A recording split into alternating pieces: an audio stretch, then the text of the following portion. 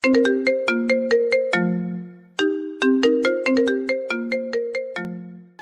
রোহি, রোহি, মা, তাড়াতাড়ি ওঠ। আম্মু, উফ, যাও তো, আর একটু ঘুমাতে দাও। আজকে না তোর ভার্সিটিতে প্রথম ক্লাস, উঠ তাড়াতাড়ি, না হলে যে আজকে লেট হয়ে যাবে। আম্মু, তুমি আরো আগে ডাক দিবা না? কত লেট হয়ে গেল। যা, বেশি কথা না বলে ফ্রেশ হয়ে আয়, আমি নিচে খাবার রেডি করে গিয়ে। ওকে আম্মু। চলুন ফ্রেশ হতে হতে এখন আপনাদের পরিচয়টা বলি। রুহির বাবা মায়ের একমাত্র আদরের মেয়ে, আর তাই দুষ্টু অনেক। আর এতক্ষণ ভার্সিটির যে কথা হচ্ছিল আসলে সে সেখানে পড়ে না, চাকরি করবে, তাই আজ থেকেই জয়েন করবে। বাকি কথা পরে জেনে নিন। উফ, অনেক লেট হয়ে গেল আম্মু, নাস্তা দাও তাড়াতাড়ি, আমি বের হবো এখনই। রুহি তাড়াতাড়ি নাস্তা করে বের হয়ে যাচ্ছে। আজকে সে গাড়ি নিবে না, রিক্সা করে যাবে। যে ভাবা সেই কাজ। রিক্সা করে যাচ্ছে আর ভার্সিটির কাছাকাছি আসতে একটা গাড়ি এসেই রিক্সার সাথে লাগিয়ে দিল। রুহি টাল সামলাতে না পেরে পড়ে যায়। হঠাৎ রাগ উঠে গেল যেই না কেউ একজন গাড়ি থেকে বের হলো।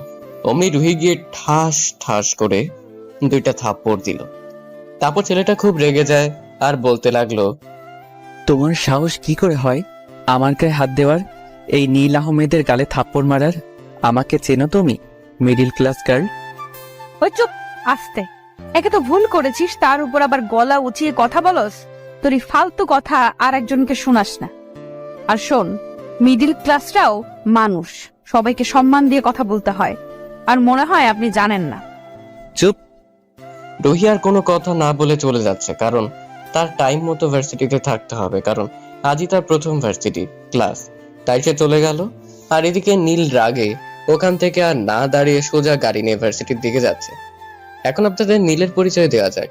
নীল বাবা মায়ের একমাত্র সন্তান, খুব রাগী ও জেদি, যা বলবে তা করে ছাড়বে। ওর বাবা দেশের নাম্বার 1 বিজনেসম্যান, তার সাথে অনেক টাকার মালিক ওরা। আর মা বাবার একমাত্র ছেলে দেখে কেউ কিছু বলেনি কোনোদিন, যা চেয়েছে সবসময় তাই পেয়েছে। অতি আদর পেলে যা হয় আর কি, ওর বেলাও তাই। আরো দেখতে সেই রকম হ্যান্ডসাম, যে কোনো মেয়ে দেখেই ওর প্রেমে পড়তে বাধ্য। আর রুহিও কম সুন্দরী না, তাকে দেখেও যে কোনো ছেলে পাগল হতে বাধ্য। তো নীল ভার্সিটিতে এসে গেছে, আর তার সাথে সাথে সব ওর দিকে চেয়ে আছে, কিন্তু নীল সবার দিকে তাকায় না। সবাইকে উপেক্ষা করতে করতে ক্লাসে এসে পড়ে। আর রাস্তার মাঝে রুহির সাথে ওই ঘটনার পর ও এখন রেগে আছে। যদিও এখন ওকে পেত তাহলে কি করতো নিজেও জানেন। হঠাৎই প্রিন্সিপাল স্যার আসে, আর সাথে রুহি। ওরা দুজনই অবাক, আর সাথে সাথে বলে উঠলো, আপনি? আপনি? সবাই অবাক। আর প্রিন্সিপাল তখন বলে, রুহি, এনিথিং রং? আর তোমরা কি আগে থেকেই পূর্ব পরিচিত নাকি? তখনই আমরা দুজনই আবার একসাথে বললাম না স্যার। আবার সবার দৃষ্টি আমাদের দিকে, তাই প্রিন্সিপাল বললেন, স্টুডেন্ট সবাই কেমন আছো? জি স্যার, ভালো। আপনি? আমিও ভালো আছি। ওনার সাথে পরিচয় হয়ে নাও। উনি হলেন তোমাদের নিউ কেমিস্ট্রি টিচার, নাম রুহি চৌধুরী। আচ্ছা, আমি আসি, আপনি ওদের সঙ্গে পরিচয় হয়ে নিন। স্যার চলে যাওয়ার পর রুহি সবার উদ্দেশ্যে বলল, আমার তো পরিচয় তোমরা সবাই পেলে, এখন তোমাদেরটা বলো। একে একে সবাই নাম বলল, কিন্তু আমাদের গল্পের নায়ক এক ধ্যানে কি সব যেন ভাবছে। রুহি তখন ওর সামনে গিয়ে দাঁড়ায় আর ওকে ডাক দেয়, তবুও কোনো সাড়া না দেওয়ায় রুহি রেগে যায়। আর জোরে চিৎকার দেওয়ার সাথে সাথে নীল এর হুঁশ ফিরে, আর সে বলতে থাকে, এই মেয়ে আস্তে আস্তে এখানে দাঁড়িয়ে চিৎকার দিচ্ছ কেন? কি বললে? আমি তোমার ম্যাডাম হই, সম্মান দিয়ে কথা বলো। নীল আশেপাশে তাকিয়ে দেখে সবাই ওর দিকে চেয়ে আছে। ও রাগ কন্ট্রোল করে বলল, সরি ম্যাম। এবার বলো তোমার। আমার নাম নীল আহমেদ। আর রুহি ওকে আর কোনো কথা না বলতে দিয়ে থামিয়ে দেয় আর বলতে থাকে, এবার বসতে পারো, আর কিছু বলতে হবে না। নীল বসে পড়ে আর খেয়াল করে রুহির দিকে। সকালে নীল রুহির দিকে ভালো মতো না তাকলে ও এখন ভালো মতে তাকিয়ে দেখে ক্রাশ না বাস, যেটাই ও খাইছে আর প্রেমেও পড়ে গেছে। নীল রুহিকে দেখে কল্পনার জগৎ উড়ে বেড়াচ্ছে, আর রুহি ওকে এভাবে দেখে জোরেই নীল বলে ডাক দিল। আর নীলের হুঁশ ফিরল, সাথে সাথে রুহি বলতে লাগলো, get out of my class. মনোযোগ থাকে কোথায় তোমার? বের হও আমার ক্লাস থেকে। নীলেতে প্রচুর অপমান বোধ মনে করলো নিজেকে, আর বের হয়ে গাড়ি নিয়ে খুব জোরে চালিয়ে চলে গেল। আর রইসে নীল যাওয়ার পর মনে মনে একটু শান্তি অনুভব করলো, আর ক্লাস নিয়ে বাসায় চলে গেল। আর অন্যদিকে নীল রাগে খুব জোরে গাড়ি চালিয়ে চলে এলো আর ইচ্ছে মতো ড্রিঙ্কস করতে লাগলো। আর মনে মনে প্রতিজ্ঞা করলো রুহির দেওয়া অপমানের জবাবও দিবে, তা যেভাবেই হোক। আর তারপরেই অনেক রাত করে সে বাসায় গেল। নীলের বাবা মা খুব টেনশনে ছিল, কিন্তু যখন নীলকে ওরা দেখে তখন তারা আরও টেনশনে পড়ে যায়, কারণ নীল কোনোদিন এত রাত পর্যন্ত কোনোদিন বাইরে থাকেনি। আর তার উপর সে ড্রিঙ্কস করেছে, তা আবার একটু না, অনেক বেশি। কিন্তু মা বাবা তাকে কোনো কিছু বলার সাহস পেল না, কারণ কিছু বললেই কি থেকে কি করে ফেলবে তা সে নিজেও জানে না। আর অন্যদিকে রুহি বাসায় গিয়ে খুব শান্ত হয়ে গেল আর ভাবছে কি ওই শয়তান নীলের থেকে দূরে দূরে থাকবে। পরের দিন সকাল সকাল রুহি খুব তাড়াতাড়ি ঘুম থেকে ওঠে আর ভার্সিটি যাওয়ার জন্য রেডি হয়ে নিচে যায়। আর তখন এর বাবার সামনে, আর তিনি বলেন, কিরে মা, আজ এত সকালে কই যাস? বাবা, তোমাকে বলেছিলাম না আমি একটা ভার্সিটিতে জবের অফার পেয়েছি, সেখানেই যাচ্ছি, আজকে একটু তাড়া আছে।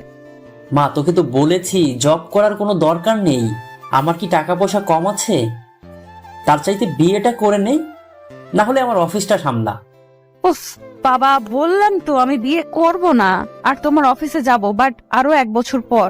আমি এখন প্রস্তুত না। আচ্ছা বাবা, আমি গেলাম, আমার আবার লেট হচ্ছে। বাই বাবা। আম্মু, আমি আসি। আরে নাস্তাটা তো করে যা। ক্যান্টিনে গিয়ে খেয়ে নিব। আর ওদিকে নীল আগে থেকেই কলেজে এসে বসে রয়েছে কখন ম্যাডাম আসবে তার জন্য। আরও হঠাৎই দেখতে পেল একটা দামি গাড়ি ওদের কলেজে ঢুকছে, আর তা থেকে ম্যাডাম মানে রুহি বের হচ্ছে। আরও তা দেখে শকড। আর তার সাথে আজকে রুহিকে অনেক সুন্দর লাগছে, আর তা দেখে সবাই ম্যাডামের দিকে হা হয়ে তাকিয়ে আছে। আর নীল সে তো আবার রুহির প্রেমে হাবুডুবু খাচ্ছে। আর তখনই ওর এক ফ্রেন্ড বলে উঠে, দোস্ত, বিয়ে করলে ম্যাডামকেই করব। ম্যাডাম যা সুন্দরী, উফ, আমি তো ম্যাডামের প্রেমে পড়ে গেলাম। চুপ শালা, ভাবি হয়তো, বুঝলি? মানে বুঝলাম না।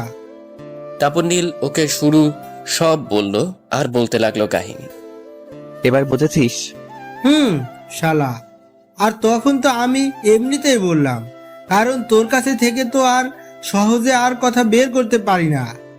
তাহলে শেষমেশ তাহলে রাগী বদমেজাজি সব মেয়ের বাস থুকু ক্রাশ, সে আমাদের রাগী ম্যামের প্রেমে পড়েছে। তাহলে ট্রিট দিবি, চল। কি আর করার, ওদের সবাইকে ট্রিট দিতে হলো ওর। তারপরও ক্লাসে গেল আর যেতে যেতে বুদ্ধি করলো আগে রুহিকে শাস্তি দিবে, তারপর নিজের করে নিবে। যদি না রাজি হয়, না হয়, তাহলে জোর করে হলেও বানিয়ে দিবে। তা যা করা লাগে ও তা করবে। এই ভেবে ও কিছু কলা কিনলো আর ওর বন্ধুদের সবাইকে রেখে চলে এসে এসব কলার ঝোলাগুলো সিঁড়িতে এক এক জায়গায় ঝরিয়ে রাখলো। আর তখনই রুহি আসতে লাগলো, আর রুহি সিঁড়িতে কোনো দিক না তাকিয়ে উঠতে গিয়ে ঠাস। কি ভাবছেন? হ্যাঁ, যা ভাবছেন তাই হয়েছে। রুহি পড়ে গেছে আর নীল তখন হাসতে হাসতে বের হলো আর বলতে লাগলো, এটা আমাকে ওই দিন থাপ্পড় আর অপমান করার জন্য। রুহি কিছু বলছে না, শুধু নীরবে কাঁদছে। আর নীল এর তখন মায়া হলো আর খারাপও লাগলো। তখনও রুহির কাছে ওকে ধরতে গেলে রুহি ওকে ধাক্কা মেরে চলে যায় আর নীল বোকা হয়ে যায়। ও ক্লাসের টাইম হয় ক্লাসে চলে যায়, কিন্তু ক্লাসে আজকে রুহি ক্লাস নিতে আসে না। তা দেখে আর নিজেকে খুব অপরাধী হিসেবে মনে করে। ক্লাস শেষ হলে জানতে পারে রুহি ছুটি নিয়ে বাসায় চলে যায়।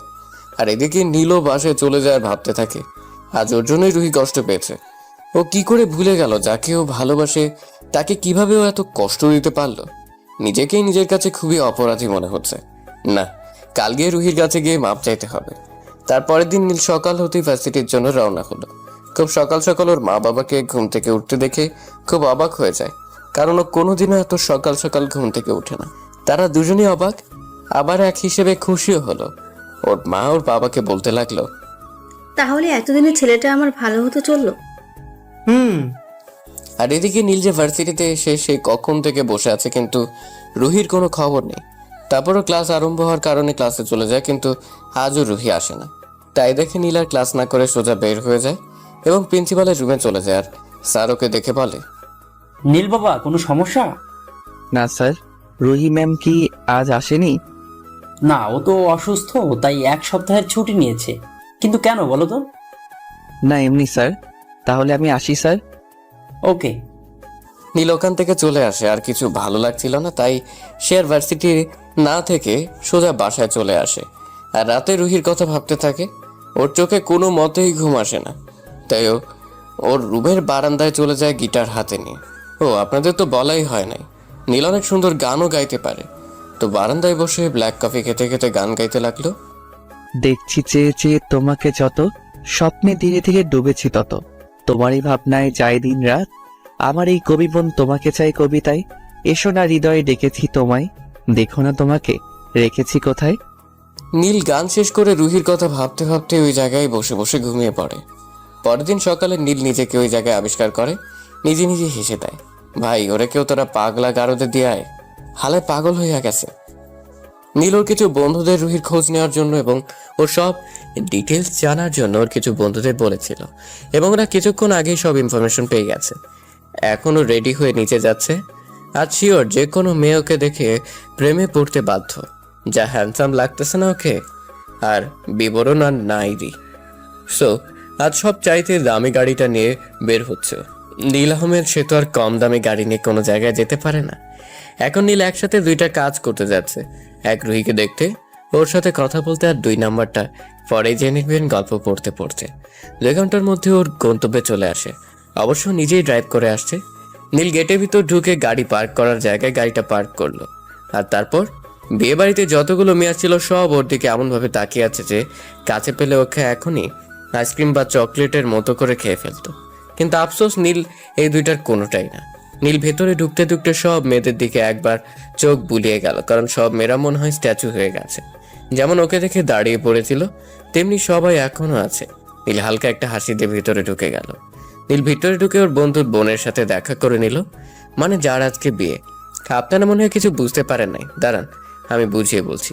যখন রুহির খোঁজ নিতে ওর বন্ধুদের বলে, তখন কল কাটার পরে ওর আর এক বন্ধু ওকে তার বোনের বিয়েতে দাওয়াত দেয়। ও বলে দেখছি, তারপর কল কেটে দেয়। আর এর মধ্যে নীলের বন্ধুরা কল দিয়ে ওকে জানায় যে রুহি কাল ওরই বন্ধুর বোনের বিয়ে বাড়িতে যাবে। নীলকে আর কে পায়, সে তো খুশির ঠেলায় বিছানা রেখা বিছানায় নিচে গড়াগড়ি খায়, মানে সোফায়। আর তারপর ওর বন্ধুকে কল করে জানিয়ে দেয় ও কালকে আসছে। তারপরে কাহিনী তো আপনারা জানেনই, তা আর নাই বলি, চলুন গল্পে ফেরা যাক। আর তারপরেই নীল রুহিকে খুঁজতে লাগলো, আর একটা জায়গায় এসে থেমে পড়লো। সামনের সোফায় বসে রুহি জুস খাচ্ছিল। ওকে দেখে নীল যেন চোখ ফেরাতে পারলো না। রুহি কালো কালারের একটা শাড়ির সাথে ম্যাচিং করা অর্নামেন্টস, ঠোঁটে গোলাপি লিপস্টিক, চোখে কাজল। উফ, যা লাগতেছে না, নীল তো চোখই ফেরাতে পারছে না। রুহি জুস অর্ধেক খেয়ে রেখে ওয়াশরুমে চলে গেল, আর তখনই নীল দৌড়ে গিয়ে ওর অর্ধেক রাখা জুসটুকু খেয়ে নিল। তখন ওর যেন মাথায় রুহির নেশা চেপে গেল, ওর ঠোঁট মন যেন অন্য কিছু চায়। তাই সে আস্তে করে ওর ওয়াশরুমের পাশের বারান্দায় গিয়ে অপেক্ষা করতে লাগলো। আর ওই বের হওয়ার সাথে সাথে ওকে একটা অন্ধকার রুমে নিয়ে গেল। আর ওই চিৎকার দিবে যে তারও কোনো উপায় নেই, কারণ নীল ওর মুখ চেপে ধরে রেখেছিল যাতে ও চিৎকার না দিতে পারে। এর মধ্যে রুহি খুব জোরে নীলের হাতে কামড় দিয়ে বসলো, আর নীল কামড়কে সাথে সাথে ওর হাত রুহির মুখ দিয়ে সরিয়ে ফেললো আর বলতে লাগলো, তোমার মাথা খারাপ হয়ে গেছে, কামড় দিলে কেন? কে তুমি? আর আমাকে এখানে জোর করে নিয়ে এলে কেন? হে বিউটিফুল, আমি নীল। খুব জোরে ওকে ধাক্কা মেরে বলতে লাগলো, don't cross your limit Neel, I am your ma'am, so respect me. এই বলেও যেতে ধরলে নীল ওকে ধরে কিস করে বসলো। রুহি একটু বেশি জোরে ওকে ধাক্কা মেরেছিল, যার কারণে ও নিজের রাগ কন্ট্রোল না করতে পেরে আর দেখে ওকে আঘাত দিয়েই ও চলে যাচ্ছে, তাই ও সরাসরি কিস করে ফেললো। টানা 5 মিনিট ধরে কিস করেই চলছে। আর এদিকে রুহির ছোটার জন্য ওকে কিল ঘুষি সব দিয়ে যাচ্ছে আর ধাক্কাও দিচ্ছে, কিন্তু চুল পরিমাণ ওকে সরাতে পারলো না। আরে বহিন, সরাবি কেমনে? প্রতিদিন জিম করে 6 প্যাকওয়ালা বডি এত সোজা নাকি সরানো? নীলা এখন ওকে কিস করেই চলেছে, ছাড়ার কোনো নামগন্ধ নেই। আরে আরে ভাই, ছাড় ছাড়, মায়াটারে কি মায়েরা ফালাবি নাকি? হঠাৎই রুহির চোখের পানি রুহির গাল পেয়ে নীল হাতে গিয়ে পড়লো।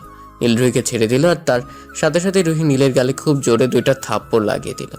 রুহি কান্না করতে করতে ওখান থেকে চলে গেল। নীল যেন কথা বলার ভাষা হারিয়ে ফেলছিল। নীরবেই চোখের কোণা দিয়ে অশ্রু পড়তে লাগলো। নীল ওখানে আর এক মুহূর্ত না দাঁড়িয়ে সোজা বের হয়ে চলে গেল। সোজা গাড়ি নিয়ে নদীর পাশে এসে বসে একাধারে একটার পর একটা সিগারেট খেয়েই চলছে, আর চোখ দিয়ে অশ্রুতা পড়তেই আছে, তার কোনো থামাথামি নেই। নীলের রাগে পুরো গা জ্বলে যাচ্ছে।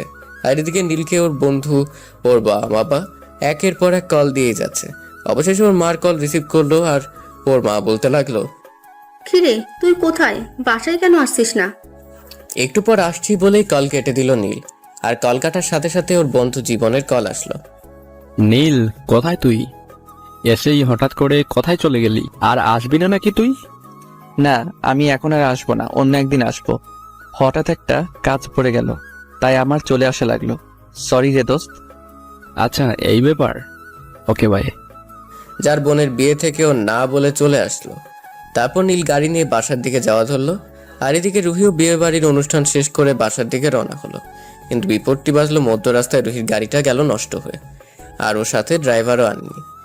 আর আশেপাশে কোনো গ্যারেজও নেই যে গাড়ি ঠিক করতে দেবে, আর ফোনেও চার্জ নেই যে বাসার ড্রাইভারকে কল দিয়ে জানাবে ওকে নিতে আসতে।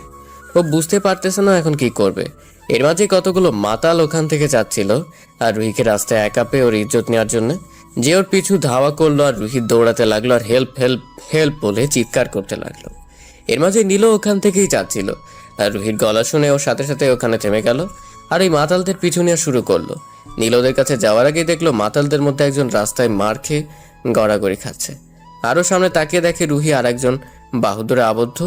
আরও তা দেখে খেসে গেল। আর মাতালদের মাঝখান দিয়ে একজন বলতে লাগলো, ওই আমাদের জিনিস আমাদের ফেরত দিয়ে দে, আর এখান থেকে বাসা চাইলে যা, মেয়েটিকে রেখে। তখন ছেলেটি বলতে লাগলো, আচ্ছা, তাই পারলে ওর গায়ে কেউ হাত দিয়ে দেখ, তাহলে তোদের অবস্থা আমি কি করি তাও দেখ।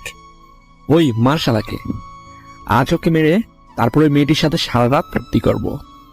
ছেলেটি হালকা একটা মুচকি হাসি দিয়ে সামনে এগিয়ে গেল আর ওদের এক একটাকে খুব নির্মমভাবে মারা শুরু করলো। ওদের সবাইকে মারতে মারতে আধমরা করে ফেলেছে। আর তা দেখে রুহি অনেকটা ভয় পেয়ে যায়, কারণ ওকে এত রাখতে এর আগে আর কখনো দেখেনি। আর ছেলেটিকে গিয়ে থামাতে লাগলো, কিন্তু ও তো থামছেই না, মারার কাজ করতেই রয়েছে। আর কোনো উপায় না পেয়ে রুহি ওর কসম দিয়ে ওকে থামিয়ে দেয়। ছেলেটির আগে ফুসতে ফুসতে একবার রুহির দিকে আর একবার ওই মাতালগুলোর দিকে তাকায়। আর তারপর মাতালগুলোর উদ্দেশ্যে বলতে থাকে, আজ রুবির জন্য তোরা বেঁচে গেলি, না হলে তোদের আজ মেরেই ফেলতাম। আর ইতিমধ্যে রুহি অনেক ক্লান্ত আর এত সব ঝামেলার জন্য অজ্ঞান হয়ে যায়। আর ছেলেটি ওকে ধরে ফেলে আর তারপর ওকে ধরে নিয়ে গাড়িতে করে চলে গেল। আর এদিকে নীল ওদের আর ওই ছেলেটির এসব দেখে অবাক হয়ে যায়। আর পরক্ষণেই ওর ওই মাতালগুলো রুহির সাথে যে খারাপ আচরণ করছিল ওর জন্য ওদের ওইখানেই রিভলভারটা বের করে ওই জায়গায় মেরে ফেলে দিল। আর কাকে যেন ফোনে বললো ওই ছেলেটির সব খোঁজ নেওয়ার জন্য আর রুহির সাথে ওর সম্পর্ক কি তা জানার জন্য, আর লাশগুলো যাতে ওই জায়গা থেকে সরিয়ে ফেলে।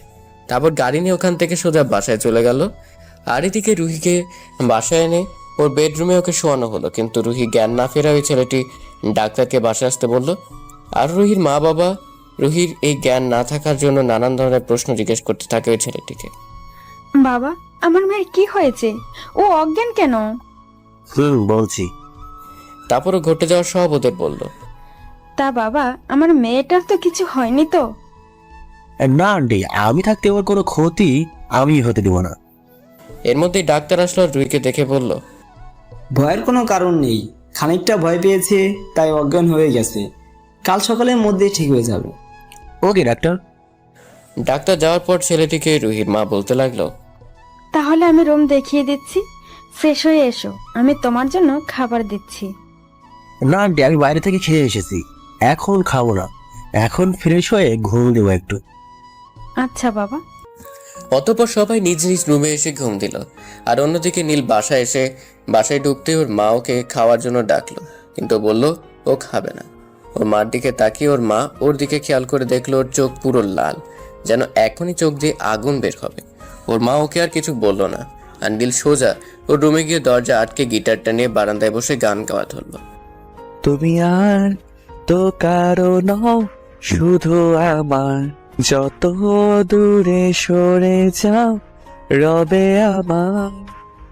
তারপর ওর বেডে গিয়ে শুয়ে পড়লো ক্লান্ত থাকার কারণে। শোয়ার সাথে সাথে ঘুমিয়ে পড়েছে।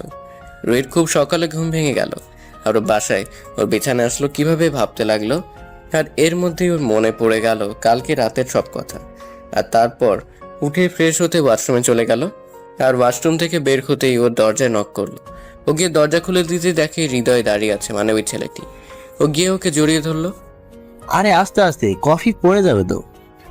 ও আস্তে করে ওকে ছেড়ে দিল খানিকটা লজ্জা পেয়ে।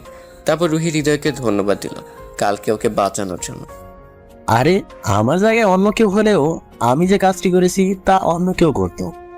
তা ভেতরে আসতে বলবে না, নাকি রুমের বাইরেই দাঁড়া করিয়ে রাখবেন? ও হ্যাঁ, আসো ভেতরে। এই নাও তোমার কফি। ধন্যবাদ। তা হঠাৎ আমেরিকা থেকে চলে আসলে যে, আর আমাকে একবারও বললাও না কেন বলো তো? আরে আমি তো চাইছিলাম তোমায় সারপ্রাইজ দিব, কিন্তু আমি তো নিজেই এসে সারপ্রাইজ হয়ে গেছিলাম। আর তারপর তুমি অজ্ঞান, আমি তো ভয় পেয়ে গেছিলাম। আসলে কালকে গাড়িটা খারাপ হওয়ার জন্যই সব গন্ডগোল হয়ে গেল। আচ্ছা থাক, বাদ দাও। তা কোথাও যাবে নাকি এখন? ভার্সিটিতে যাব। কেন? আসলে তোমাকে বলাই হয় নাই, আমি একটা ভার্সিটি টিচার হিসেবে জয়েন করেছি। আর কয়েকদিন হলো ছুটি নিয়ে বাসায় আছি, তাই আজকে যেতে হবে। ও আচ্ছা, তাহলে ভার্সিটি ক্লাস শেষ হবে কয়টায়? তাই বলো, আমি চলে আসবো, আর তারপর দুজন মিলে খুব ঘুরবো। ওকে? ওকে, এই সময়ে চলে আসবা। ওকে, আচ্ছা বাই। Okay bye. তারপর রুহি গাড়ি নিয়ে ভার্সিটির জন্য বের হয়ে গেল। আর এদিকে নীলের ঘুম ভাঙলো। ও উঠে ফ্রেশ হয়ে বাসা থেকে বের হয়ে গেল। গাড়ি ড্রাইভিং করতে করতে রুহির কথা ভাবতে ভাবতে ক্যাম্পাসে চলে আসলো। আর এসেই গাড়ি পার্ক করে বের হতেই ওর বন্ধুদের ডাকে ওদের আড্ডায় চলে আসলো। আর এসে বসতেই ওর বন্ধুরা বলতে লাগলো, নীল, কি খবর তোর? তোর তো আজকাল কোনো খবরই নেই। বলেই দৌড় দিল ওর বন্ধুর পিছনে নীল। আর দৌড়াতে দৌড়াতে নীল গিয়ে ধাক্কা খেলো একটা মেয়ের সাথে। আর সাথে মেয়েটি পড়ে যেতে নিলে নীল ধরে ফেলে। আর মেয়েটি এক দৃষ্টিতে ওর দিকে তাকিয়ে থাকে। মেয়েটি বলে, আপনি ঠিক আছেন? ও হ্যাঁ, ধন্যবাদ। আই এম রিয়েলি সরি, আসলে আমি খেয়াল করি নাই। না সমস্যা নেই। আচ্ছা, আপনার নামটা জানতে পারি? শিওর, আমি নীল। আপনি? আমি নীলা। আচ্ছা ভাই, আপনার সাথে পরে কথা হবে। এই বলে নীল ওখান থেকে চলে আসে, কারণ ও মেয়েটির সাথে কথা বলার সময় খেয়াল করলো রুহি উপর দিয়ে যাচ্ছে। তাই সময় নষ্ট না করে চলে গেল। নীল রুহির কাছে গিয়েই ওকে ওর নাম ধরে ডাক দিল। এটা শুনে রুহি নীলের দিকে রাগী চোখে তাকালো। আর তারপর নীল নিজেকে সামলে বলতে লাগলো, সরি ম্যাম, কিছু কথা ছিল। বলো। এখানে না, একটু সাইডে গিয়ে কথা বলতে চাইছিলাম। রুহি বিরক্তিকর একটা ভাব নিয়ে বলতে লাগলো। আচ্ছা চলো। রুহির সামনে দাঁড়িয়ে বলতে লাগলো, আসলে ম্যাম, আমি ওই সব দিনের জন্য সরি, আমাকে প্লিজ মাফ করে দিবেন। রুহি কিছু একটা ভেবে বলে, আচ্ছা ঠিক আছে, যাও, মাফ করে দিলাম। Thank you ma'am. রুহি ওর দিকে তাকাতেও হাত সরিয়ে নিল আর বলতে লাগলো, সরি ম্যাম। যাও, ক্লাসে যাও। নীল ওখান থেকে ক্লাসে চলে আসতেই ওর বন্ধু বলতে লাগে, কি মামা, প্রেম কেমন চলতেছে? দূর, এখন পর্যন্ত তো প্রপোজই করলাম না। আগে থেকে প্রপোজ কর, না হলে পাখি অন্যজন কিন্তু হাত দিয়ে দিতে পারে। বলে ক্লাসে চলে গিয়ে বসলো। আর তার সাথে সাথেই স্যার ওর পিছে পিছে ক্লাসে ঢুকে পড়লো। ও মনোযোগ সহকারে স্যারের কথা শুনছিল, কিন্তু ওর দিকে কেউ তাকিয়ে রয়েছে তার আর ও খেয়াল করেনি। এর মধ্যেই স্যার বলতে লাগলো, এই মেয়ে দাঁড়াও। স্যার পিছনে কাকে যেন উদ্দেশ্য করে বলল। এর মধ্যেই সবাই পিছনে তাকিয়েছে, শুধু আমি বাদে। এই মেয়ে, কি হলো? এখনো দাঁড়াও না কেন? কেউ দাঁড়ায় না এখন। তাই এবার স্যার একটু চিৎকার দিয়ে বলল, এই মেয়ে, জি জি জি স্যার, আমাকে কিছু বলছেন? তোমার মনোযোগ কোথায়? দেখছি কতক্ষণ ধরে দরজার দিকে তাকিয়ে আছো। আর আমি কত ডাক দিলাম, একটা কথার উত্তর দিলে না। বলো, তোমার নাম কি? সরি স্যার, আর আমার নাম নীলা, নতুন ভর্তি হয়েছি। আজকের মতো মাফ করে দিলাম, পরে জানো আর এমন না হয়। Okay sir. এই বলে বসে গেল। আর এদিকে নীলকে ওর বন্ধু বলতে লাগলো, আরে এটা না, সকালের মেয়েটা যার সাথে তুই ডাকা খেয়েছিলি। তা দেখ, মেয়েটা কিন্তু দেখতে সুন্দর, চাইলে প্রেম করতে পারিস কিন্তু। দূর, বাদ দে তো। তুই জানিস আমি শুধু রুহিকে ভালোবাসি। বুঝছি। বুঝলে চুপ থাক। অতঃপর স্যার চলে যাওয়ার পর রুহি ক্লাস নিতে আসে। আর নীল সে তো তার মায়াবতীর দিকে একভাবে তাকিয়ে আছে, যেন কতদিন ধরে দেখেনি। ঠিক সেইভাবে রুহি ওদের ক্লাস নিতে নিতে অনেকবার ওর দিকে খেয়াল করলো, কিন্তু কিছু বলল না। আর এদিকে নীলাও খেয়াল করলো নীল ম্যাডামের দিকে এক দৃষ্টিতে চেয়ে আছে। আর ম্যাডামও ওর দিকে বারবার চাইছে। ওর সহ্য হচ্ছিল না, কারণ ও যে নীলকে ভালোবেসে ফেলেছে। তাই ও অপেক্ষা করতে লাগলো কখন এই ক্লাসটা শেষ হবে, আর ও তারপরে ওকে ওর মনের কথা জানাবে। অবশেষে ক্লাস শেষ হওয়ার সাথে সাথে ম্যাডাম অর্থাৎ রুহি বের হয়ে গেল। আর তারপরে সব স্টুডেন্টও বের হতে লাগলো। তাই নীল আর রুহির সাথে সাথে বের হতে পারলো না। আর পিঠের দিকে দিয়ে নীলা ডাক দিল। ও পিছনে তাকিয়ে আবার সামনে চলে গেল, কারণ ওর একটাই এখন কাজ, রুহির সাথে কথা বলা। তাই ও আর দেরি করলো না। আর এদিকে নীলের পিছু নিল যে আজই ওকে প্রপোজ করবে। নীল বের হতেই দেখলো সামনে সেদিন রাতের ওই ছেলেটা দাঁড়ানো, মানে হৃদয় দাঁড়ানো। ওকে দেখে নীল রেগে গেল, তাই রুহি যেই যাওয়া ধরলো ওদিকে তখনই নীল রুহিকে ডাক দিল। রুহি ফিরে ওর দিকে তাকানোর সাথে সাথে ও কাছে গিয়ে বলতে লাগলো, এই ছেলেটা কে? তোমার জানার কোনো দরকার নেই। দরকার আছে, কারণ আমি তোমাকে ভালোবাসি। কিন্তু আমি বাসি না, আর আমাদের মাঝে বয়সের অনেক গ্যাপ। আর তুমি আমার ছোট, প্লাস আমার ছাত্র। আমার কোনো সমস্যা নেই তাতে, আমি তবুও তোমাকে চাই। দেখো, রুহি কথা বলা শেষ হতে না হতেই হৃদয় রুহির কাছে চলে আসলো আর বলতে লাগলো, রুহি কোনো সমস্যা? না চলো। ওকে চলো। হৃদয়ের কাছে রুহি আর নীলের ব্যাপারটা ঠিক সুবিধার মনে হলো না, তাই ও ভাবছে আজকেও রুহিকে ওর ভালোবাসার কথা জানাবে। আর নীল যে জায়গায় দাঁড়ানো ছিল ঠিক ওই জায়গায় দাঁড়িয়ে রইল, আর সাথে সাথে ফোন দিয়ে ওদের পিছু নিতে বলছে ওর একজন লোককে। কল কেটে পিছনে ফিরতে দেখে সব স্টুডেন্ট একসাথে আছে আর নীলা ওদের সামনে। নীল সবাইকে এক সাইড দিয়ে যাওয়া ধরলে নীলা ওকে ডাক দেয় একটু জোরেই। নীল পিছনে ফিরে বলে, আমায় কি কিছু বলবে? কিছু বলার ছিল। ওকে বলুন। সাথে সাথে নীলা মাটিতে বসে ওকে প্রপোজ করে ফেলল। নীল ওকে বলল, সরি, আমি আপনাকে ভালোবাসতে পারবো না। কেন পারবে না? আমি কি দেখতে খারাপ? না আমার ভিতরে কিছু কমতি আছে যে আমাকে ভালোবাসতে পারবে না? বলো নীল, বলো। আমি আপনাকে ভালোবাসতে পারবো না, বুঝতে পারছেন? আর আপনার সবকিছুই ঠিক আছে, কিন্তু আমি আপনাকে ভালোবাসতে পারবো না। আমি অন্যজনকে ভালোবাসি, যাকে নিজের জীবন ভাবি, তাই আমি সরি। এই বলে ওখান থেকে যাওয়া ধরলে নীলা ওকে জড়িয়ে ধরে বলতে থাকে, না, তুমি শুধু আমার, অন্য কারো না। নীলাকে নিজের থেকে না সরাতে পেরে ওকে ধাক্কা মেরে সরিয়ে আর রাগে গিয়ে ওকে থাপ্পড় মেরে দেয় আর বলতে থাকে, ঠাস ঠাস, আমার আশেপাশে আসার চেষ্টা করবে না। এই বলে ও চলে আসে আর নীলা কাঁদতে কাঁদতে ওখান দিয়ে চলে যায়। আর এদিকে রুহিকে নিয়ে নীল নানান জায়গায় ঘুরতে থাকে, আর ঘুরতে ঘুরতে কখন যে রাত হয়ে গেছে তা রুহি খেয়ালই করেনি।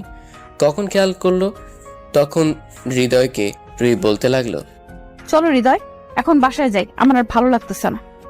হ্যাঁ যাব, আগে একটা জায়গায় যাব, তোমাকে কিছু দেখানো বলার আছে। আচ্ছা।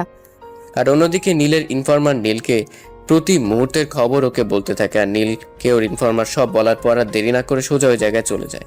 আর এদিকে রুহি নিয়ে হৃদয় একটা বড় রেস্টুরেন্টের সামনে গিয়ে থামে আর বলতে থাকে, আমি ভিতরে দিয়ে একটু আসছি, তুমি একটু ওয়েট করো। ওকে। যে হৃদয় ভিতরে যায় তখনই নীল এসে ওকে ওখান থেকে নিয়ে যায় অজ্ঞান করে, কারণ ও জানে রুহি এমনিতেই ওর সোজা কথায় ওর সাথে যাবে না, তাই ওর বাধ্য হয়ে কাজটি করা লাগলো। আর হৃদয় সে ভিতরে সব আগেই আয়োজন করে রেখেছিল, ভিতরে এটাই দেখতে গিয়েছিল যে সবকিছু ঠিক আছে কিনা। আর যখন রুহিকে নিতে আসবে তখনই ও দেখে রুহি নেই। ও পাগলের মতো ওকে খুঁজতে লাগলো, অবশেষে ওকে না পেয়ে পুলিশকে ইনফর্ম করতে বাধ্য হয়। আর অন্যদিকে নীল ওকে নিয়ে সোজা কুয়াকাটা চলে আসে, আর তারপরে ওকে নিয়ে একটা রুম বুক করে ভিতরে নিয়ে যায়। পরে রুমে গিয়ে ওর জ্ঞান ফেরানোর চেষ্টা করে, আর তার সাথে সাথে ওর জ্ঞান ফিরে আর ও নীলকে এক রুমে দেখে চিৎকার দিয়ে বলে ওঠে, আমি কোথায় আছি আর তুমি আমাকে কেন অজ্ঞান করে নিয়ে এসছো এখানে, বলো।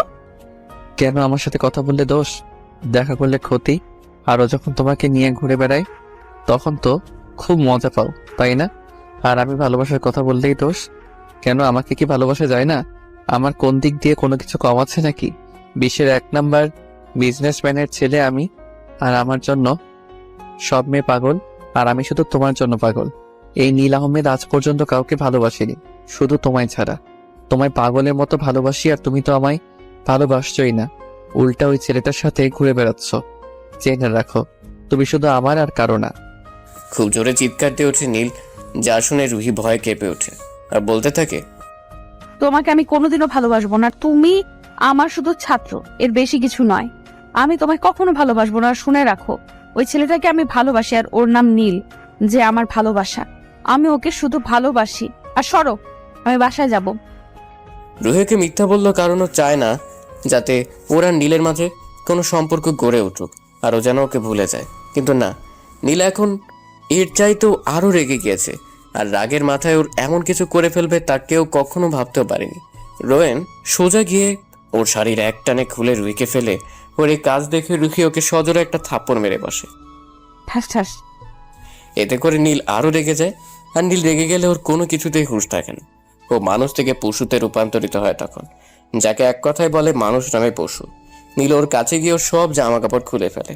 আর রুহি ওর ইজ্জত বাঁচাতে বারবার নীলের কাছে বলতে থাকে, প্লিজ আমার এই ক্ষতি করো না, আমি তোমার কাছে আমার ইজ্জত ভিক্ষা চাইছি, আমার এই সর্বনাশ তুমি করো না প্লিজ। রুহি কান্না করতে করতে বলতে থাকলো, কিন্তু নীল ওর কোনো কথাই শুনলো না। ওর উপর ঝাঁপিয়ে পড়ল আর সতীত্ব ওর কাছ থেকে কেড়ে নিল। আর রুহি কাঁদতে কাঁদতে একসময় নিজের সতীত্ব নীলের কাছে সঁপে দিল। রুহিকে মধ্যরাতের দিকে নীল ছেড়ে দিল। আর এদিকে রুহি কাঁদতে কাঁদতে ভাবতে লাগলো, নীল আজ ওর সাথে কি করলো? ওর সব কেড়ে নিল, ওকে ধর্ষণ করলো। হ্যাঁ, নীল ওকে অবৈধভাবে ধর্ষণ করলো। আর একটা সময় ও কাঁদতে কাঁদতে ঘুমিয়ে পড়লো। খুব সকালে নীলের ঘুম ভাঙলো, আর ও চোখ খুলে দেখতে পেল ও রুহিকে খুব শক্ত করে জড়িয়ে ধরে আছে, আর ওই বাচ্চাদের মতো ঘুমিয়ে রয়েছে। আর রুহির দিকেও তাকিয়ে দেখলো ওর গায়ে একটাও কাপড় নেই। নীলের কালকে রাতের কথা মনে পড়তেই নিজেকে নিজেই দোষারোপ করা শুরু করে। কি করেও পারলো ওর ভালোবাসাকে কষ্ট দিতে? কি করেও তাকে ধর্ষণ করলো? নিজেকেই নিজে বলতে লাগলো, ছি, আমি মানুষ না, আমি জানোয়ার। আমার ভালোবাসাকে শেষ পর্যন্ত এটা আমি কি করলাম? নীল একটু নড়ে জড়ে উঠতেই রুহির ঘুম ভেঙে গেল। আর উঠেই নীলকে বলতে লাগলো, সারা রাত আমার সাথে ওসব করে স্বাদ মেটেনি, তাহলে এখন আবার নিজের স্বাদ মেটাও। আমায় নাকি ভালোবাসো? এই তোমার ভালোবাসার নমুনা? ছি, আমার ভাবতেই ঘৃণা লাগছে। তুমি এমন নীচ একটা মানুষ। নীল কিছু বলছে না, শুধু শুনে গেল, কারণ রুহির প্রত্যেকটা বলা কথাগুলো সত্যি। আজ ওর রাগের কারণে ওর ভালোবাসার ইজ্জত নষ্ট করে ফেলল। আর রুহির এসব কথা শুনে নীল ভাবতে থাকে, না, এখন আর দেরি করা যাবে না, আজই আমি ওকে বিয়ে করব। ও রুহিকে নিজ হাতে রেডি করিয়ে দেয়, কিন্তু রুহি কিছুতেই নীলের কথা শুনতেছিল না। তাই ধমক দিয়েই ওকে রেডি করিয়ে দিল। আর নীলও রেডি হয়ে বের হলো। ওর মূল উদ্দেশ্য আজই রুহিকেও ও বিয়ে করবে। আর রুহি গাড়িতে বসে একটা কথাও বলেনি। নীল গাড়ি ড্রাইভ করতে করতে কাকে যেন ফোন দিয়ে সব রেডি করে রাখতে বলল। ওরা এসে গেছে কাজী অফিসের সামনে। আর নীল নেমেই রুহিকে কাজী অফিসের ভিতরে নিয়ে গেল, কিন্তু রুহি কিছুতেই ভিতরে যেতে চাইছিল না। তবুও নীলের জন্য বাধ্য হয়ে ভিতরে ঢুকলো আর বলতে লাগলো, এখানে আমাকে কেন নিয়ে আসছো? নীল কিছু না বলে ওকে নিয়ে ভিতরে ঢুকতে লাগলো। ও আবার একই প্রশ্ন করতে লাগলো, তাই নীল বলল, চুপ, একটাও কথা বলবে না, শুধু আমার সাথে সাথে আসো। রুহি নীলের পিছনে পিছনে ভিতরে ঢুকলো। আর ভিতরে দেখলো নীলের কিছু বন্ধু দাঁড়ানো। আর নীল কাজীকে বলতে লাগলো বিয়ে পড়াতে। রুহি তখনই দেখে ওর পাশেই ফল কাটার ছুরি, যা একটু আগেই কাজী সাহেব ফল কেটে খেয়ে সরাতে ভুলে গেছিল। আর সেটাই রুহি হাতের কাছে পেয়ে নীলকে হুমকি দিল, যদি ওকে বিয়ে করতে চায় তাহলে নিজের জীবন শেষ করে দিবে। নীল রুহিকে তখন বলতে থাকে, রুহি, এই কাজ ভুলেও করো না, কারণ যদি এই কাজ করো তাহলে তোমার মা বাবার ক্ষতির জন্য তুমি দায়ী হবে। মানে? মানেটা খুব সহজ, যদি আমাকে না বিয়ে করো তাহলে তোমার মা বাবাকে আমার লোকেরা মেরে দিবে। রুহি ভয় ওর হাতের চাকু নিচে ফেলে দিয়ে বলতে থাকে, প্লিজ ওদের কিছু করো না, আমি তোমার সব কথায় রাজি। এই তো ভালো মেয়ে, কাজী সাহেব বিয়ে পড়ান। অতঃপর ওদের বিয়ে হয়ে গেল। বিয়ে শেষ হতে কাজী অফিস থেকে নীল রুহির হাত ধরে বের হলো। ওরা বের হতে ওদের সামনে এলো পুলিশের কয়েকটা গাড়ি। আর নীল একটুও চমকায়নি, বরং ডেভিল হাসি দিয়ে রুহির কানের কাছে মুখটা নিয়ে বলল, রুহি, তোমার বাবা মা কিন্তু এখনো আমার কাছে, তাই যা বলার বুঝে শুনে বলো, ঠিক আছে? চুপ। এর মধ্যে পুলিশ বন্দুক ধরে ওদের সামনে আসলে নীল বলল, পুলিশ অফিসার, এনিথিং রং? হ্যাঁ, আপনাদের সবার আমাদের সাথে থানায় যেতে হবে। কিন্তু কেন? আমাদের অপরাধ, আর এর থেকেও বড় কথা, আপনি আমায় চিনেন। আপনাকে আমার চেনার কোনো প্রয়োজন নেই। আর আপনাদের এই কারণে নিয়ে যেতে চাইছি যে আপনারা রুহি ম্যাডামকে অপহরণ করেছেন, এবং এটা আমাদের বলা হয়েছে। হোয়াট? আপনার মাথা ঠিক আছে? আমি বা আমরা রুহিকে অপহরণ করব কেন? ইভেন ও আমার এখন ওয়াইফ। আর বিশ্বাস না হলে রুহিকেই প্রশ্ন করে দেখুন। ম্যাডাম, আপনিই বলুন। কিছুক্ষণ চুপ থেকে রুহি বলতে লাগলো, জি, নীল আমার স্বামী, আর আমরা কিছুক্ষণ আগে বিয়ে করেছি, আর তা নিজের ইচ্ছেতেই। তাহলে আপনি কাউকে কিছু না বলেই উধাও কেন হয়ে গিয়েছিলেন? আসলে আমার ইচ্ছে ছিল আমরা পালিয়ে বিয়ে করব, তাই কাউকে কিছু না বলে এখানে চলে এসেছি। ওকে, তা মিস্টার আপনি কে? আমি নীল আহমেদ, রোহান আহমেদের একমাত্র ছেলে। আপনি বিজনেসম্যান রুহান আহমেদের ছেলে? হ্যাঁ। সরি স্যার, আমি বুঝতে পারিনি, ক্ষমা করে দিবেন। হুম আচ্ছা স্যার, আমরা চলি তাহলে। আসুন। অতঃপর পুলিশ চলে যাওয়ার পর নীল ওর বন্ধুদের সাথে বিদায় দিয়ে রুহিকে নিয়ে গাড়িতে বসলো। ওরা আর ওখানে এক মুহূর্ত থাকবে না, সোজা ঢাকায় চলে যাবে। নীল গাড়িতে বসে ড্রাইভ করতে করতে বলতে লাগলো, বাহ, আমার বউ হবার পর তো আমার জন্য ভালোই মিথ্যা বলতে পারলে। ওটা তোমায় বাঁচাতে নয়, আমার মা বাবাকে বাঁচাতে। তা না হলে আমি নিজের হাতে তোমাকে মেরে দিতাম। তাও ভালো, অন্তত পক্ষে বলেছ তো, তা যেভাবেই বলো আমি তাতেই খুশি। রুহি আর কিছু বললো না, চুপ করে রইল। আর মনে মনে বলতে লাগলো, তোকে আমি কখনো মাফ করব না। অন্তত পক্ষে তোর মতো কোনো ধর্ষক কারো স্বামী হতে পারে না। তোকে আমি ঘৃণা করি, শুধু ঘৃণা। যতই ঘৃণা করো আমাকে ভালো, ঠিকই আমায় বাঁচতে হবে তোমাকে। রুহি ওর কথা শুনে ওর দিকে তাকিয়ে আবার জানালার দিকে তাকালো, কিছুই বলল না। কিছুক্ষণ পর নীল ড্রাইভিং করার সময় খেয়াল করলো রুহি ঘুমিয়ে পড়েছে। ওকে নিজের কাছে এনে এক হাত দিয়ে নিজের বুকের সাথে মিশিয়ে জড়িয়ে ধরে ড্রাইভিং করার দিকে মন দিল। ওদের উদ্দেশ্য এখন যত দ্রুত সম্ভব ঢাকা পৌঁছানো। সকাল 10টা বাজে আনুমানিক। তখন রুহির ঘুম ভাঙার পরও নিজেকে আবিষ্কার করলো একটা রুমে, কিন্তু এই রুমটা কার বা কাদের বাসায় আছে তাই ও বুঝতে পারলো না। রুহি বিছানার সামনে তাকাতে দেখলো ওর অনেকগুলো ছবি দেওয়ালে টাঙানো। ও উঠে ছবিগুলো দেখতে লাগলো, কিন্তু এই ছবিগুলো ও তুলেনি। তাহলে তুললো কে? আর তার পাশেও দেখতে পারলো নীলের কয়েকটা ছবি। তারপরও বুঝতে পারলো এই কাজগুলো কার। এর মধ্যেই দরজায় কে যেন নক করে রুমের ভিতরে প্রবেশ করলো। ও তাকিয়ে দেখলো নীল ভিতরে আসছে, আর এসে ওকে বলল, কি তোমার তাহলে ঘুম ভাঙলো? হ্যাঁ। আসো, ফ্রেশ হয়ে নিচে আসো। কিন্তু আমার তোমার সাথে কিছু কথা ছিল। বলো। আমি তোমাকে ভালোবাসি না, আর কখনো ভালোবাসতে পারবো কিনা জানি না। তুমি আমার থেকে কোনোদিন স্ত্রীর অধিকার পাবে না। আর যা সেদিন করেছো, আর তারপর তোমাকে আর ভালোবাসার কোনো প্রশ্নই আসে না। ঠিক আছে, তুই কি চাও বলো, তাই হবে। আর সেদিনের জন্য পারলে আমায় মাফ করে দাও। আমি যা চাইবো তাই দিবে, তাই তো? দিব, বলো। আমি ডিভোর্স চাই। দাও, আমাকে ডিভোর্স দাও, না হলে আমি তোমায় ডিভোর্স দিব। নীল রুহির কথাগুলো শুনে খুবই খারাপ লাগলো, কিন্তু চায় না জোর করে ওকে ভালোবাসতে। ওর ভালোবাসা যদি সত্যি হয় তাহলে রুহি নিজেই ওকে ভালোবাসবে। ও যেভাবে পারুক সেভাবেই রুহিকে নিজের করার চেষ্টা করবে। তাই ও রুহিকে বলতে লাগলো, ঠিক আছে, দিব, কিন্তু তার জন্য 6 মাস অপেক্ষা করতে হবে, না হলে ডিডি ডিভোর্স দেওয়া যাবে না। ঠিক আছে। আমি আমার বাসায় যেতে চাই। আর এই বাসা কার? আমি এখানে থাকবো না। তা যেতে পারবে, কিন্তু একেবারে জন্য নয়, কিছুদিনের জন্য। কারণ আমাদের ডিভোর্স দেওয়ার আগ পর্যন্ত তুমি কোথাও যেতে পারবে না। আর হ্যাঁ, তোমার মা বাবা আমাদের বাসায় কিছুক্ষণের মধ্যেই আসছে, আর রেডি হয়ে নিচে আসো। আর হ্যাঁ, প্লিজ আমার মা বাবার সামনে একটু নর্মাল ব্যবহার করিও, না হলে তাদের কষ্ট আর সম্মান নষ্ট হবে। আমার এই অনুরোধটা প্লিজ রাখো। ঠিক আছে। রুহি আর কিছু বলতে যাবে, এর মধ্যেই দরজায় কে যেন নক করলো। রুহিটাই থেমে গেল, আর কিছু বলল না। নীল গিয়ে দরজা খুলে দিল, দেখলো ওর মা আসছে। দরজা খুলতেই বলতে লাগলো, আরে মা, তুমি আসতে গেলে কেন? আমরাই তো নিচে আসতেছিলাম। তুই সর, একে তো মেয়েটাকে বিয়ে করলি না জানিয়ে, তারপর আমাকে আবার জ্ঞান দিতে আসছিস। সর তো। হ্যাঁ, ছেলের বউকে পেয়েছো না, তাই এখন ছেলে বড় হয়ে গেল। তাই হয়েছে। তারপর ভেতরে ঢুকে মা রুহির কাছে গেল। রুহি নীলের মাকে পা ধরে সালাম করলো। ওর মা রুহিকে বলতে লাগলো, থাক মা, আমাকে পা সালাম করতে হবে না। তুমি এখন থেকে আমার মেয়ে। মেয়ে কি মায়ের পা ধরে নাকি? আমার বুকে এসো। আন্টি। কি বললে তুমি? আন্টি? একদম চলবে না, মা বলে ডাকো, ঠিক আছে? ঠিক আছে মা। এই তো আমার সোনা মেয়ে। এই নীল, যা, তোর বাবা তোকে ডাকছে। যাচ্ছি। নীল চলে যাওয়ার পর নীলের মা রুহিকে বলতে লাগলো, মা, একটা সত্যি করে কথা বলবে? মা বলুন, কি জানতে চান?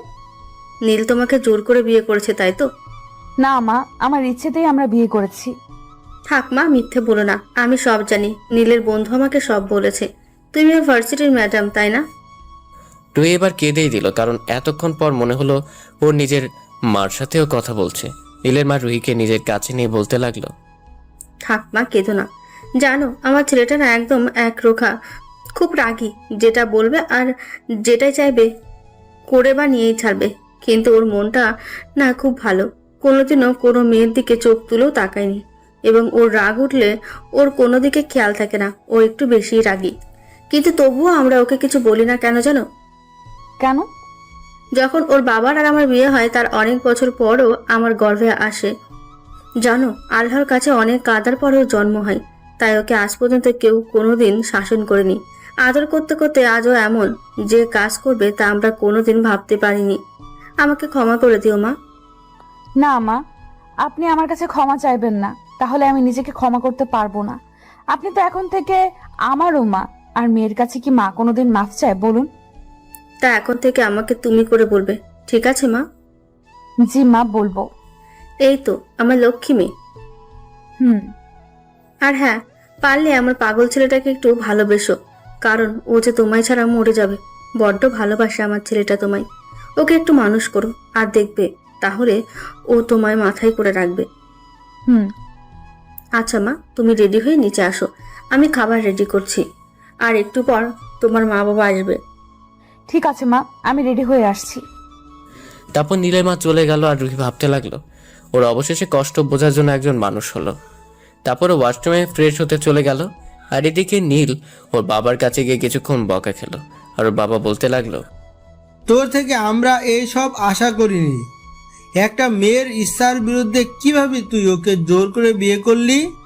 নীল শুধু চুপ করে শুনছে। ওর বাবা আবার বলতে লাগলো, আমি ওর বাবা মাকে বলে দিয়েছি, ওরা আসছে। ওদের সাথে কথা বলে তোদের আবার বিয়ে হবে। যা এখন তুই এখান থেকে। আর শোন, বৌমাকে নিয়ে আমার কাছে আয়। জি।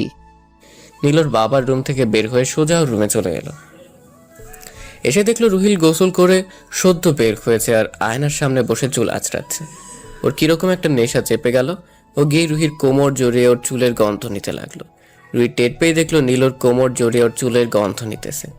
নীলের প্রত্যেকটা স্পর্শ ওকে পাগল করে দিচ্ছে। যেই নীল ওকে ঘুরিয়ে কিস করতে যাবে অমনি নীলকেও ধাক্কা মেরে দূরে সরিয়ে দিল আর ঠাস ঠাস করে জ্বর মেরে দিল। আর বলতে লাগলো, তোকে আমি আমাকে স্পর্শ করতে মানা করেছি না? আমি বলেছি না আমাকে ডিভোর্স দিয়ে দিতে? কোনো অধিকার দিব না আমি তোকে। তারপরও কেন বারবার আমার কাছে আসিস? আর একবার যদি আমার কাছে আসিস তাহলে আমি নিজের জান দিয়ে দেব। একবার আমায় নিয়ে স্বাদ মেটেনি।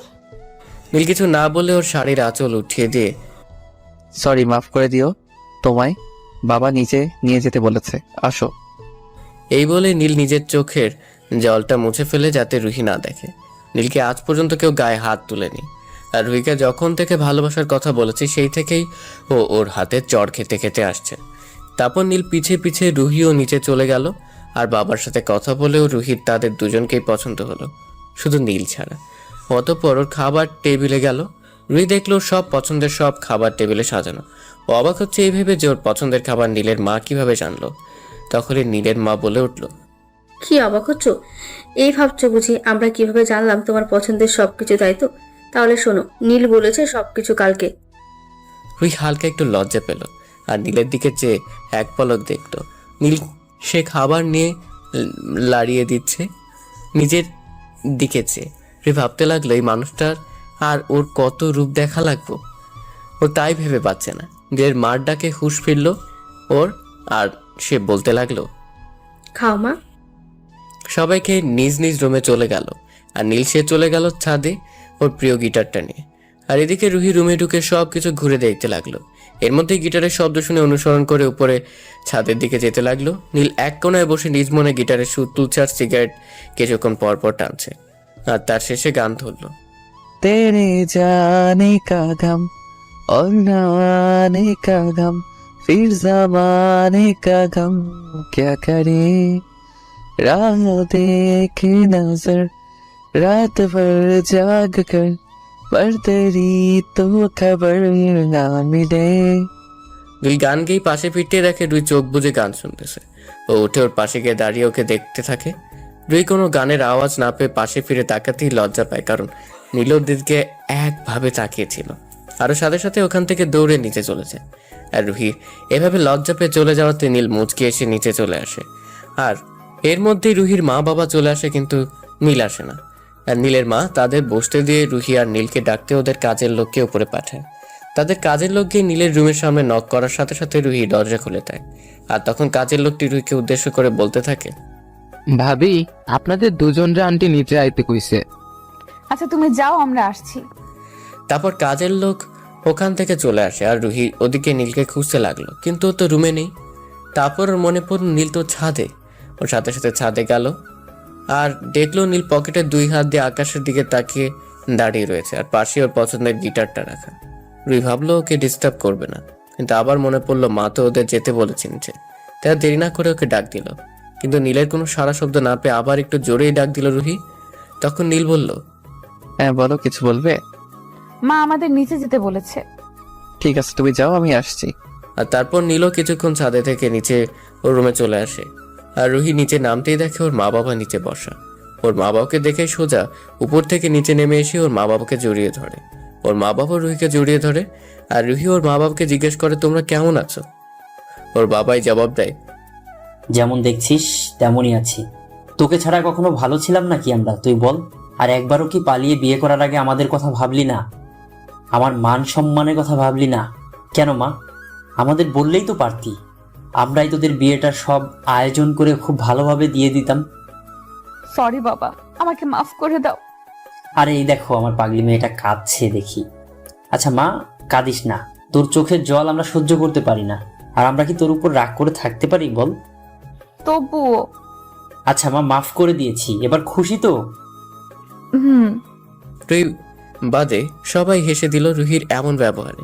রুহিতে খানিকটা লজ্জা পেল। অতঃপর রুহির বাবা নীলের বাবাকে বলতে লাগলো, বিআই সাহেব, তার ছেলে মেয়ে তো নিজেরাই বিয়েটা করে নিল, তাই আমি আর কি ভাবছিলাম যে ওদের বিয়েটা খুব ভালোভাবে আবার দিতে। আপনারা কি বলেন? জি, আমরাও তাই ভাবতেছি। আমরা আপনার প্রস্তাবে রাজি। আচ্ছা, তাহলে তো একটা দিন দেখে ওদের ভালোভাবে বিয়েটা দিয়ে দেওয়াই যায়। আচ্ছা বিয়ান সাহেবা, তার জামাই বাবাজি কোথায়? ওকে তো রুহির সাথে নিচে আসতে বললাম। রুহিমা, ও কোথায়? জি মা, ওকে তো ডেকে আসছিলাম আসার সময়, ও বললো ও আসছে, কিন্তু এখনো আসলো না কেন তাই বুঝতে পারলাম না। দাঁড়ান, আমি দেখে আসছি। যেই বলতে তিনি উঠতে যাবে, সেই ও সিঁড়ির দিকে তাকিয়ে রইল। ওর এভাবে তাকিয়ে দেখা দেখে বাকিরা সবাইও সিঁড়ির দিকে তাকায়। আর সবাই তাকিয়ে দেখলো নীল ব্ল্যাক পাঞ্জাবি, ব্ল্যাক প্যান্ট, চুলগুলো সোজা করে দাঁড়ানো, আর ঠোঁটগুলো গোলাপি, জাস্ট দেখার মতো। এক কথায় হিরো। যে মেয়ে দেখবে প্রেমে পড়বেই সে।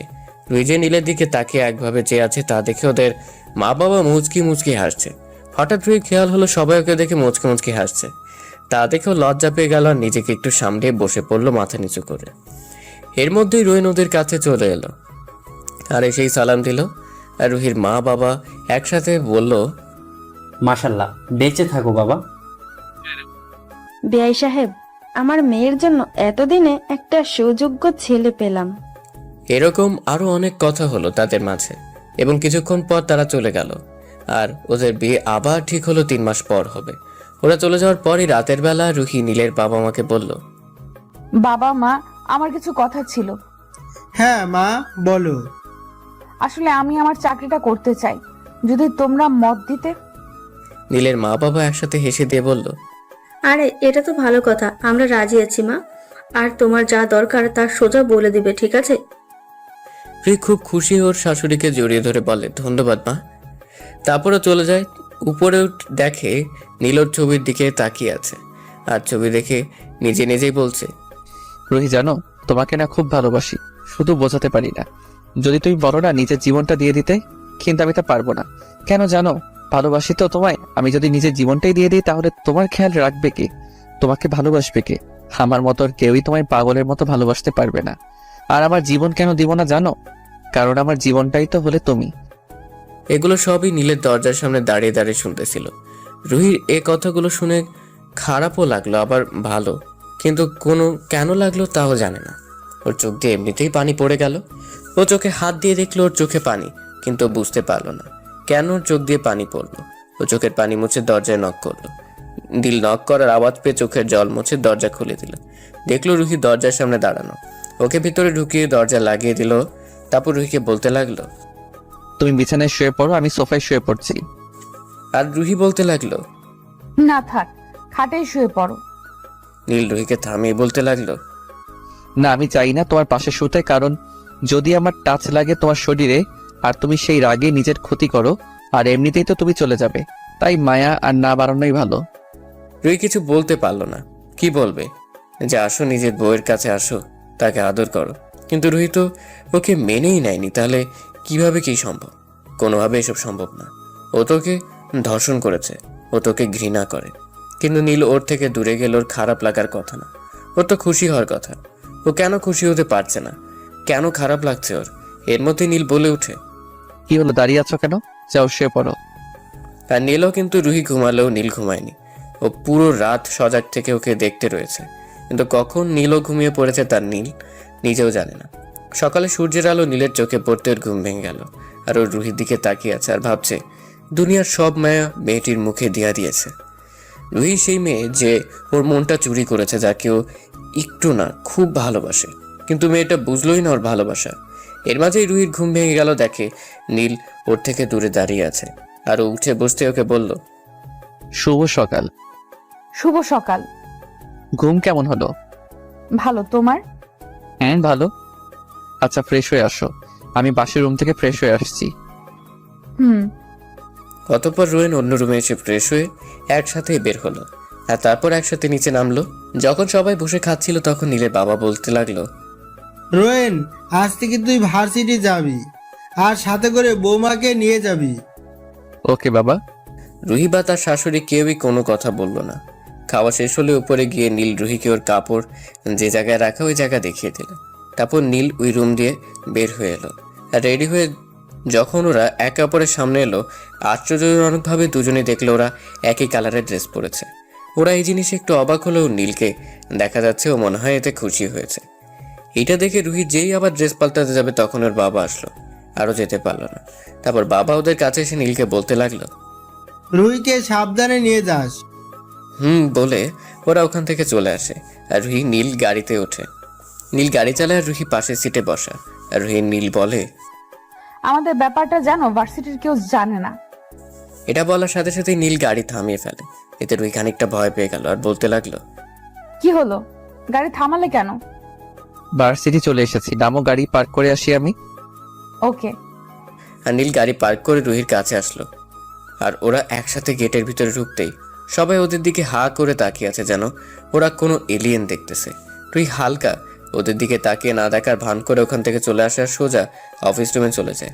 আর নীল সোজা ওর বন্ধুদের কাছে আড্ডায় চলে যায়। ওর বন্ধুদের কাছে যেতে ওর বন্ধুরা বলে ওঠে, কি মামা, কেমন প্রেম চলতেছে? কি চলতেছে মানে? মানে হইলো যে তুই আর ম্যাডাম একসাথে এক গাড়িতে, আর তার উপর আবার এক কালারের ড্রেস। কেমনে কি, ম্যাডাম কি তোর প্রস্তাবে রাজি নাকি? আরে না, এমনি কালার ম্যাচ হইতেই পারে, এটা স্বাভাবিক। আর ম্যাম আমাদের কেমন যেন আত্মীয় হয়, তাই এখন থেকে আমাদের বাসায় কিছুদিন থাকবে আর আমার সাথেই আসবে। আরে মামা, তাহলে তো ভালোই হইলো, তুই একটু ভালো টাইম পাবি ম্যাডামের লাইন মার। দেখি কি করা যায়। এর মাঝেই নীলা নীলের সামনে এসে হাজির।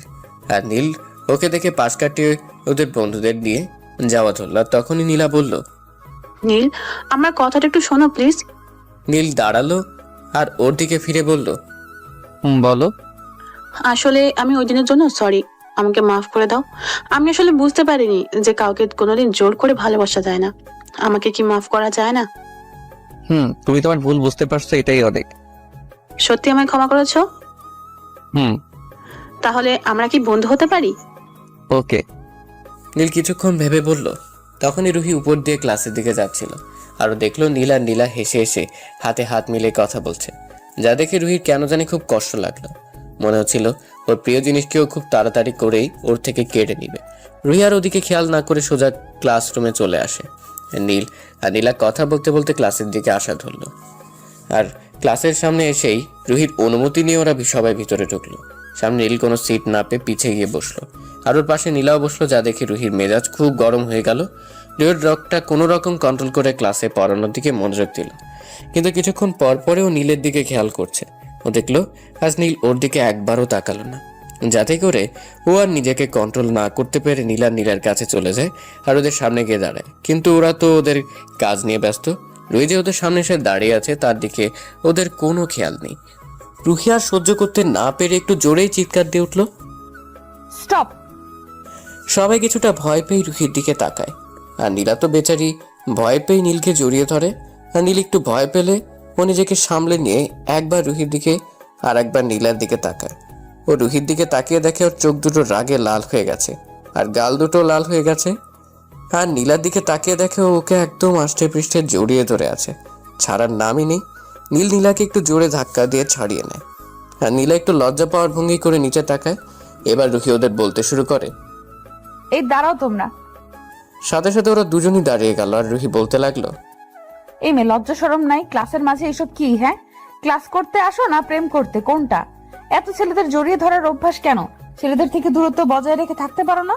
আর নীল, তুমি কি ক্লাস করতে আসো না, ক্লাসে এসব করতে? হ্যাঁ? নীলা আর নীল বলে উঠলো, সরি ম্যাম, আর হবে না। রাখো তোমাদের সরি, এখনই বাইরে গিয়ে কান ধরে দাঁড়িয়ে থাকবে দুজনই। ওদের আর কোনো কিছু বলার সুযোগ না দিয়ে নীলকে একদম এক মাথায় আর নীলা এক মাথায় দাঁড়া করিয়ে দিল। আর কত কি দেখবো। তারপর রুহি ক্লাসে চলে আসে। আর ক্লাস করতে ভালো না লাগায় ও ওদের পড়া দিয়ে সোজা ক্লাস থেকে বের হয়ে যায়। আর অফিস কক্ষে সে ভাবতে থাকে, আমি তো ভালোবাসি না, তাহলে আমি কেন ওর পাশে অন্য মেয়ে সহ্য করতে পারি না? না, আমার ওর থেকে দূরে দূরে থাকতে হবে। রুহি মনে মনে এই কথাগুলো চিন্তা করলো। আর এদিকে নীল দাঁড়িয়ে দাঁড়িয়ে ভাবতে লাগলো, ইয়েস, রুহি আমায় আস্তে আস্তে করে ভালোবাসতে শুরু করছে। এখন শুধু আমার প্ল্যান মতো কাজ করতে পারলেই হলো। আর এর মাঝখানে সব ক্লাস শেষ হওয়ার সাথে সাথে রুহি একাই বাসায় চলে যায়। আর নীল বের হয়ে রুহিকে কল দেয়, কিন্তু না ধরেই SMS দিয়ে বলে দেয় ও বাসায় চলে গেছে, ও যেন চলে আসে। আর কল কাটতেই নীলা ওর সামনেই আসে আর আবারও সরি বলে ক্লাসের কাহিনীর জন্য। নীল বলে কোনো ব্যাপার না। নীলা নীলের কাছে ওর নাম্বার চায় আর নীল ওর নাম্বার দিয়ে দেয়। তারা একে অপরকে বাইক দিয়ে ওখান থেকে চলে আসে। আর নীল বাসায় এসে ফ্রেশ হয়ে খেয়ে উপরে রুমে চলে যায়। এর মাঝে রুহির সাথেও একটাও কথা বলেনি। ও ক্লান্ত থাকায় বিছানায় শোয়ার পরেই ঘুমিয়ে যায়। অনেকক্ষণ পর যখন রুহি উপরে আসে তখনও দেখতে পায় নীলের কল বাজছে, কিন্তু পিক করলো না। তারপরে বারবার কল বাজার জন্য যেই ওর মোবাইল স্ক্রিনের দিকে তাকালো, নীলার নাম্বার আর ওর নাম্বারের ওপর ওর নাম দেখে রুহির মেজাজ 440-এ উঠে গেল। আর ওইখানে না থেকে ওখান থেকে চলে গেল সোজা ছাদে। আর সে ভাবতে লাগলো, আমি কেন ওর কথা ভাবছি? কেন ও কারোর সাথে কথা বললে আমি কেন সহ্য করতে পারতেছি না? আমার সাথে কেন এমনটা হচ্ছে? কেন? না, আমি আর ওর দিকে কোনো খেয়াল দিব না। ওকে আমি শুধু ঘৃণা করি, শুধু ঘৃণা। আর নীলের বিকালের দিকে ঘুম ভাঙে। আর উঠেই ফ্রেশ হয়ে মোবাইল হাতে নিতেই দেখে নীলার অনেকগুলো মিসড কল। আর ওর সাথে সাথেই ব্যাক করে আর ছাদে চলে যায়, কারণ ও জানে রুহি এখন ছাদেই থাকবে। ওর সামনে ওকে দেখিয়ে দেখে কথা বলবে, তাই তাড়াতাড়ি করে ছাদের দিকে পা বাড়ায়। আর উপরে উঠে দেখে রুহি ছাদের এক কোণায় দাঁড়িয়ে আছে। বাতাসের চুলগুলো এলোমেলো ভাবে উড়ে বেড়াচ্ছে, কিন্তু কাছে যাওয়ার সাহস করলো না, কারণ যদিও ওকে টাচ করে তাহলেও নিজের ক্ষতি করবে এই ভয়। অতপর কিছু না ভেবে নীলাকে কল করলো আর রুহিকে শুনিয়ে শুনিয়ে অনেক কথা বলতে লাগলো। রুহি আর না শুনতে পেরে নীলের দিকে রাগে একটা লুক দিয়ে ওখান থেকে নিচে চলে আসলো। নীল ওর চলে যাওয়া দেখে নিজে নিজেই হেসে ফেললো আর বলতে লাগলো, ভালো তো অবশ্যই বাসবে, শুধু আমায় তার জন্য একটু অপেক্ষা করতে হবে। এইভাবে চলতে রয়েছে ওদের বিয়ের 2 মাস, এর বেশি হয়ে এসেছে। আর এর মাঝে রুহি ও নীলকে খুব খুব ভালোবেসে ফেলেছে, কিন্তু হৃদয়কে এখনো ওর মনের কথা জানাতে পারেনি। এর মাঝেই হঠাৎ একদিন রুহির এর সাথে দেখা হয়ে যায়। আর ওরা একটা কফি হাউসে যায় আর কথা বলতে থাকে। আর নীলও একটা কাজে ওর বন্ধুদের সাথে ওই জায়গায় যায় আর দেখে রুহির হাত হৃদয় ধরে আছে। আর তার নীল দেখে নিজেকে আর কন্ট্রোল করতে না পেরে ওদের সামনে গিয়ে দাঁড়ায়। আর সাথে সাথে নীল রুহির হাত ছেড়ে দেয় আর রুহি ওর হাত ছুটার পরপরই উঠে দাঁড়ায় আর বলে, নীল, তুমি এখানে? কেন, এসে কি ভুল করলাম নাকি? তোমাদের মধুর সময় নষ্ট করে দিলাম, তাই না? দেখো নীল, তুমি ভুল বুঝছো আমাকে। তুমি যা ভাবছো এখানে তেমন কিছুই হয় নাই। চুপ, একদম চুপ।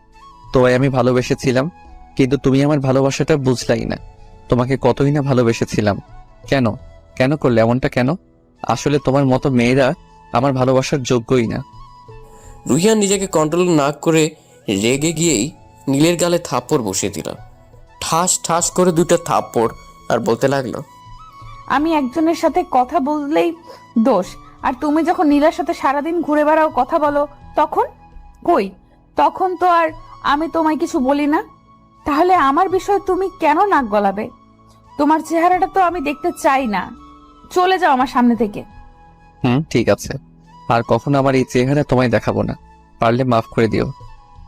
এই বলে নীল ওখান থেকে চলে আসে।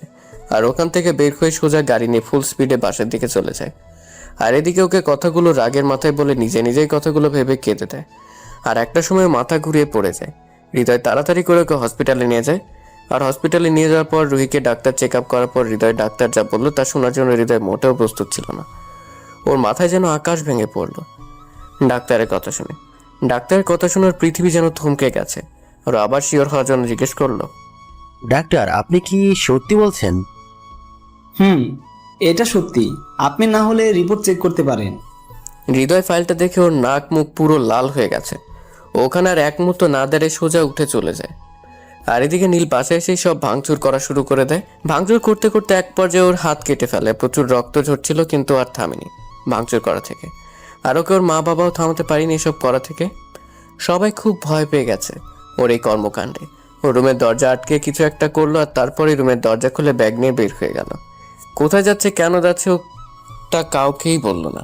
ও বাসা দিয়ে বের হয়ে ওর এক বন্ধুকে কল করে ওর সাথে দেখা করার জন্য বলল। কিন্তু ওর বন্ধুটা ঢাকার বাইরে থাকে। ও সেখানে যাওয়ার জন্য রেডি হলো আর ফুল স্পিডে গাড়ি চালিয়ে চলে গেল। আর এদিকে রুহির জ্ঞান ফেরার পর ও নিজেকে হসপিটালের বেডে আবিষ্কার করলো। উঠতেই নার্স ডাক্তারকে নিয়ে এলো। আর এসে ডাক্তার বলতে লাগলো, তাহলে আপনার জ্ঞান ফিরলো? কিন্তু আমার কি হয়েছিল? আরে আমি তো বলতেই ভুলে গেছি, আপনি মা হতে চলেছেন। কনগ্রেস। কি সত্যি ডাক্তার? আপনি এখন সুস্থ, বাসায় যেতে পারেন। আর এই প্রেসক্রিপশনে যা লেখা আছে সেই অনুযায়ী চলেন। আর প্রতি মাসে একবার চেক আপ করে যায়। ধন্যবাদ ডাক্তার। আমাকে এখানে নিয়ে কে এসেছিল? হৃদয় নামের একটা ছেলে, কিন্তু আপনি মা হওয়ার কথা বলার সাথে সাথে উনি কোথায় যেন চলে গেলেন, তা আমি জানি না। ও আচ্ছা ডাক্তার, আমি তাহলে আসি। ওকে। হসপিটাল থেকে বের হয়ে হৃদয়কে রুহি কল করলো কিন্তু ওর ফোন সুইচ অফ। তারপর ওকে আর ফোন না দিয়ে নীলকে কল করতে থাকে। কিন্তু যতবারই ওকে ফোন দিতেছে ততবারই ও বিরক্ত হয়ে যাচ্ছে আর টেনশন বেড়ে যাচ্ছে, কারণ নীল ফোন পিক করছিল না। এইরকম করতে করতে একটা সময় বাসায় চলে আসে আর এসেই সবাইকে সামনে আর সাথে সাথে ওর মা বাবাকে মানে ওর শ্বশুর শাশুড়িকে বলে, মা একটা খুশির সংবাদ আছে। কি খুশির সংবাদ? মা আপনারা দাদা দাদি হতে যাচ্ছেন। কি সত্যি? সবাই খুশি হয়। আর তারপর রুহি এটাও বলা শুরু করে, মা নীল কোথায়? সবাই চুপ করে আছে দেখে আবার বলতে লাগলো, কি হলো মা, নীল কোথায়? তারপর নীলের মা ওকে সব বললো আর কেঁদে দিল। আর তার সাথে রুহিরও মনে পড়লো কেন নীল এমন করলো, শুধুমাত্র ওর জন্য এমনটা হলো। রুহি কেঁদে ফেললো আর সোজা উপরে দৌড়ে চলে গেল। আর গিয়েই দেখতে পেলো যে পুরো রুমের আসবাবপত্র একদম ভেঙে চুরমার করা। আর টেবিলের দিকে তাকাতেও দেখতে পেলো একটা ডায়েরি রাখা আর তার সাথে একটা চিঠিও রাখা। ওই চিঠিটা ডায়েরিটা নিল আর খুলে দেখলো চিঠিটা তাতে লেখা ছিল এই যে, প্রিয় রুহি, প্রথমেই মাফ চেয়ে নিচ্ছি, কারণ আমি যা এতদিন করেছি তার জন্য। জানো, জীবনে কখনো কোনো মেয়ের দিকে তাকাইনি পর্যন্ত, শুধুমাত্র অপেক্ষায় ছিলাম কবে তোমার দেখা পাবো। কারণ কি জানো, তোমার মতনই কাউকে সবসময় চাইতাম আর পেয়েও গেলাম, কিন্তু আমার কপাল দেখো, পেয়েও হারিয়ে ফেললাম। যাই হোক, আমার কথা নাই বা বলি, তুমি চেয়েছিলে না যে আমি তোমায় ডিভোর্স দেই?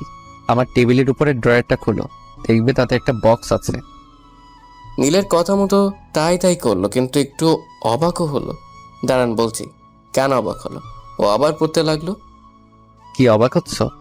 জানি অবাক হওয়ারই কথা, কারণ এটা আমি ছাড়া আর কেউই জানে না। আচ্ছা, তোমার হাতে যে ডায়েরিটা আছে ওটা খুলে দেখলেই সব উত্তর পেয়ে যাবে। আর হ্যাঁ, আমি ব্যাপারে সাইন করতে পারিনি, কারণ কি জানো, ভালোবাসি তোমায় অনেক, পারলে আমি মাফ করে দিও। আর হ্যাঁ, তোমায় ছেড়ে এই শহর ছেড়ে বহু দূরে চলে যাচ্ছি, যাতে আমার ছায়াও তোমার আশেপাশে না পড়ে। ভালো থেকো, আর কখনো আমার অধিকারের দাবি করব না। তুমি নিজের মতো করে তোমার দুনিয়া কষ্ট করে সাজিয়ে নিও, আর পারলে আমায় মাফ করে দিও। ভালো থেকো, ভালোবাসা, ইতি, তোমার না হওয়া স্বামী। রুহি চিঠিটা পড়েই বসে পড়ে কাঁদতে কাঁদতে আর বলতে থাকে জোরে চিৎকার করতে করতে, নীল, তোমায় ভালোবাসি, কেন চলে গেলে আমায় ছেড়ে? আমি যে তোমায় ছাড়া বাঁচবো না, কেন এমনটা করলে? আমার কথা একবারও ভাবলে না? রাগের মাথায় কি না কি বলেছি তার জন্য তুমি আমায় ছেড়ে চলে যাবে? কেন কেন নীল, তুমি কেন আমায় একা করে চলে গেলে? কেন? কান্না করতে আসে রুহি। ওর চোখ দিয়ে অঝোর ধারায় পানি পড়তেছে। এর মধ্যে ওর হাতে থাকে ওর কতগুলো ছবি, ওর কানের দুল, নূপুর আর ওর হারিয়ে যাওয়া ওনাটা পাশে দেখে তাড়াতাড়ি ডায়েরিটা হাতে নিল আর পড়তে লাগলো, আজ সব বন্ধুরা মিলে কক্সবাজার যাচ্ছি। অনেক দিনের প্ল্যান ছিল, কিন্তু যাওয়া হয়নি। কিন্তু আজ যাব। তাই সবাই প্ল্যান করলাম লং জার্নি করতে করতে যাব, বাইক ড্রাইভ করে যাব। তাই যা ভাবলাম সেই মতনই সবাই রওনা হলাম। আমরা মোট 8 জন, আর আমাদের সবার কাছেই বাইক আছে, কিন্তু আমরা 8টা বাইক না নিয়ে 4টা বাইক নিলাম। আর সবাই রাতের দিক দিয়ে বাইক নিয়ে বের হব ঠিক করলাম। রাত 8টা। দোস্ত কই তুই? আমার সবাই তোর বাড়ির সামনে, আর নীল কই? তোরা তাড়াতাড়ি করে চলে আয়। আমরা দুইজনই একসাথেই আছি, দাঁড়া আমরা আসছি। ওকে।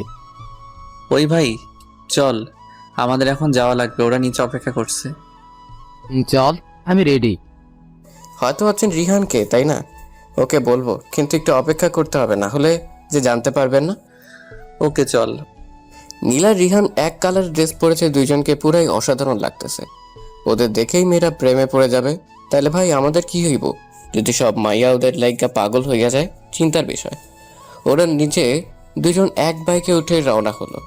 ওদের বন্ধুরা বলে উঠলো, ভাই তোরা সবসময় একরকম ভাবে, মানে তুই যা পড়স রেহানও তাই পড়ে, আর রেহান যা পড়ে তুইও তাই পড়স, কেন ভাই? তোরা বুঝবি না, এখন বেশি কথা না বলে চল। তারপর ওরা সবাই রওনা হলো কক্সবাজারের উদ্দেশ্যে। ওরা 10 ঘন্টার মধ্যে ওদের গন্তব্যে পৌঁছে গেল। ওরা নেমে একটা হোটেল বুক করলো থাকার জন্য। ওরা ওখানে 3 দিন থাকবে, তাই 3 দিনের জন্য রুমগুলো বুক করে নিল। তারপর ওরা কিছুক্ষণ রেস্ট নিয়ে সি বিচে চলে গেল। আর ওখানে গিয়ে সবাই মজা মাস্তি করা শুরু করে দিল। হঠাৎই নীল সামনে তাকাতেই যেন থমকে গেল কিছুক্ষণের জন্য। আরও সবাই থেকে একটু দূরে গিয়ে দেখতে লাগলো। কি দেখতে লাগলো জানেন? তাহলে শুনুন। ও যা দেখে থমকে গিয়েছিল সে হলো রুহি, ওর প্রথম ও শেষ ভালোবাসা। রুহি ওর মা বাবার সাথে কক্সবাজার আসছে ঘুরতে, আর পরে ওদের সাথেই পানিতে নেমে মজা করছে। আর তখনই নীলের চোখেও পড়লো, কিন্তু রুহি ওকে খেয়াল করেনি যে ওকে কেউ দেখছে। কিন্তু হঠাৎই রুহি ওর মা বাবার সাথে চলে গেল, আর নীল ওর সাথে কথা বলার জন্য যেই সামনে যাবে, কিন্তু ততক্ষণও চলে গিয়েছিল। নীল সামনে এগিয়ে গিয়ে এক জোড়া নুপুর পেল। তারপর ও মুচকে এসে নুপুর জোড়া পকেটে ঢুকিয়ে নিল, আর তারপর ওর বন্ধুদের কাছে চলে গেল। আর আরও কিছুক্ষণ মজা মাস্তি করে ওরা চলে গেল হোটেলে। রুহি রাতের বেলা আকাশের নিচে প্লাস পানির কাছাকাছি জায়গায় একা থাকতে খুব ভালো লাগে। তারা দেরি না করে কাউকে না জানে বিচে চলে আসে, আর হাঁটতে হাঁটতে একটা নির্জন জায়গায় গিয়ে বসে, যেখানে সচরাচর কোনো মানুষ আসে না। ও বসে বসে আকাশের তারা গুনছিল, আর ওর কাছে সব কিছু খুব দারুণ লাগতেছিল। আর অন্যদিকে নীল কিছু ভালো লাগতেছিল না দেখে ও উঠে হোটেল থেকে নেমে বিচের দিকে যাচ্ছে, কিন্তু কেন জানি একটা জায়গায় ওর পা না যেতে চাইলেও ওর মন ঠিকই যেতে চাইছে। তাই নীল ওদিকে যাওয়া শুরু করলো। আর রুহি কিছুক্ষণ বসে থাকতে ওখানে কিছু খারাপ লোক এসে ওর সাথে যা অধ্যস্তি করার চেষ্টা করলো। ও কোনো রকম ভাবে দৌড়ে পালাতে থাকে ওখান থেকে, আর সেদিকে নীল যাচ্ছে। এর মধ্যে নীলের কাছে যেতে একটা মেয়ের কণ্ঠ শুনতে পায়, আর একটু সামনে যেতে কেউ এসে ওকে জড়িয়ে ধরে বলতে থাকে, প্লিজ সাহায্য করুন আমায়। নীল চাঁদের আলোর ফর্সা মুখটা দেখলো, আর দেখলো ও ভয় পেয়েছে খুব, যার কারণে রীতিমতো কাঁপছে। ও রুহিকে বলতে লাগলো, দেখুন ভয় পাওয়ার কোনো কারণ নেই, আপনার কিছু হবে না, আমি আছি তো নাকি? রুহি কিছু বলছে না, শুধু নীলের দিকে একবার তাকালো, আর তাকেই থমকে গেল, কারণ নীলকে এই রাতের বেলা অনেক সুন্দরী লাগছে। আর তার সাথে ও মুখে একটা মাস্ক পরেছিল, যার কারণে ওর চেহারাও দেখতে না পেল। ওর 6 প্যাক বডি, রাগান্বিত চোখ, খাড়া খাড়া চুল সব মিলে পুরাই জোশ লাগতেছিল, এবং তার সাথে ভয়ানকও। এর মাঝে লোকগুলোর সামনে এসে পড়ে আর বলতে থাকে, কি রোমিও, জুলিয়েটকে তো অনেকক্ষণ ধরে জড়িয়ে ধরেছিস, এখন এদিকেও একটু দাও, আমরা ওকে একটু জড়িয়ে ধরি। বলে ওরা হাসতে লাগলো। নীল রাগে গা চলা শুরু করলো, আর তার সাথে ওর হাত মুষ্টিবদ্ধ করলো।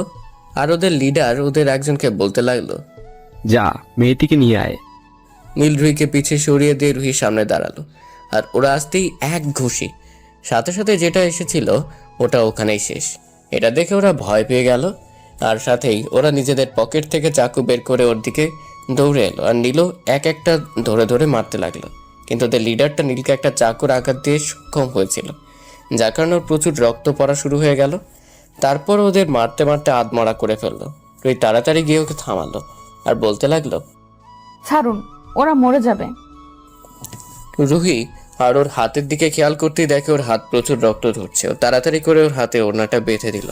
তখন রক্ত পড়া থামলো, আর পড়ে ওরা হালকা পাতলা কথা বলতে বলতে রুহির হোটেলের সামনে চলে এলো। ওকে বিদায় দিয়ে নীল সোজা ওর হোটেল রুমে চলে এলো। ও এসেই পড়লো রিহানের সামনে। শালায় সামনেই বসে আছে। ও জিজ্ঞেস করছে, তুই এত রাতে গিয়েছিলি কই? এই সামনে। কিন্তু তুই না ঘুমিয়েছিলি? উঠলি কখন? এই একটু আগে, আর তার মধ্যে তুই চলে এলি? এটা বলেই রিহান নীলের হাতের দিকে তাকাতে খেয়াল করলো ওর হাতে ওড়না পেঁচানো আর তাতে রক্ত লাগা। কিন্তু নীলকে খুব স্বাভাবিক লাগতেছে। আর তার উপর ও নীলের কাছে যেতেই দেখতে পেল ওর বুক পকেটে একটা মেয়েদের কানের দুল লাগানো। ও কাছে যে এই নীলের বুকের সাথে লাগানো দুলটা হাতে নিল আর বলতে লাগলো, এই দুলটা আর ওর হাতটা জাকিয়ে ধরে বলল, এসব কি আমাকে তাড়াতাড়ি বল। একটু রেগে গিয়ে বলল, কারণ রিহান নীলের কোনো ক্ষতি দেখলো বা শুনলে ওর মাথা ঠিক থাকে না। ও আবার নীলের চেয়েও মারাত্মক রাগে, যা টোটালি বলার বাহিরে। অতঃপর নীল ওকে সব বলল, প্রথম থেকে যা যা হয়েছিল। রিহান ওর হাতে কানের দুলটা দিয়ে বলতে লাগলো, ওরে শালা, একদিনে এত কিছু করে ফেললি, অথচ আমি জানি না। এই বলেই ওকে মারতে লাগলো। আরে আরে ভাই, সরি। ওকে যা, কাল তোকে দেখা করাবো ওর সাথে। ওকে? মার থামিয়ে ওকে যা ডান।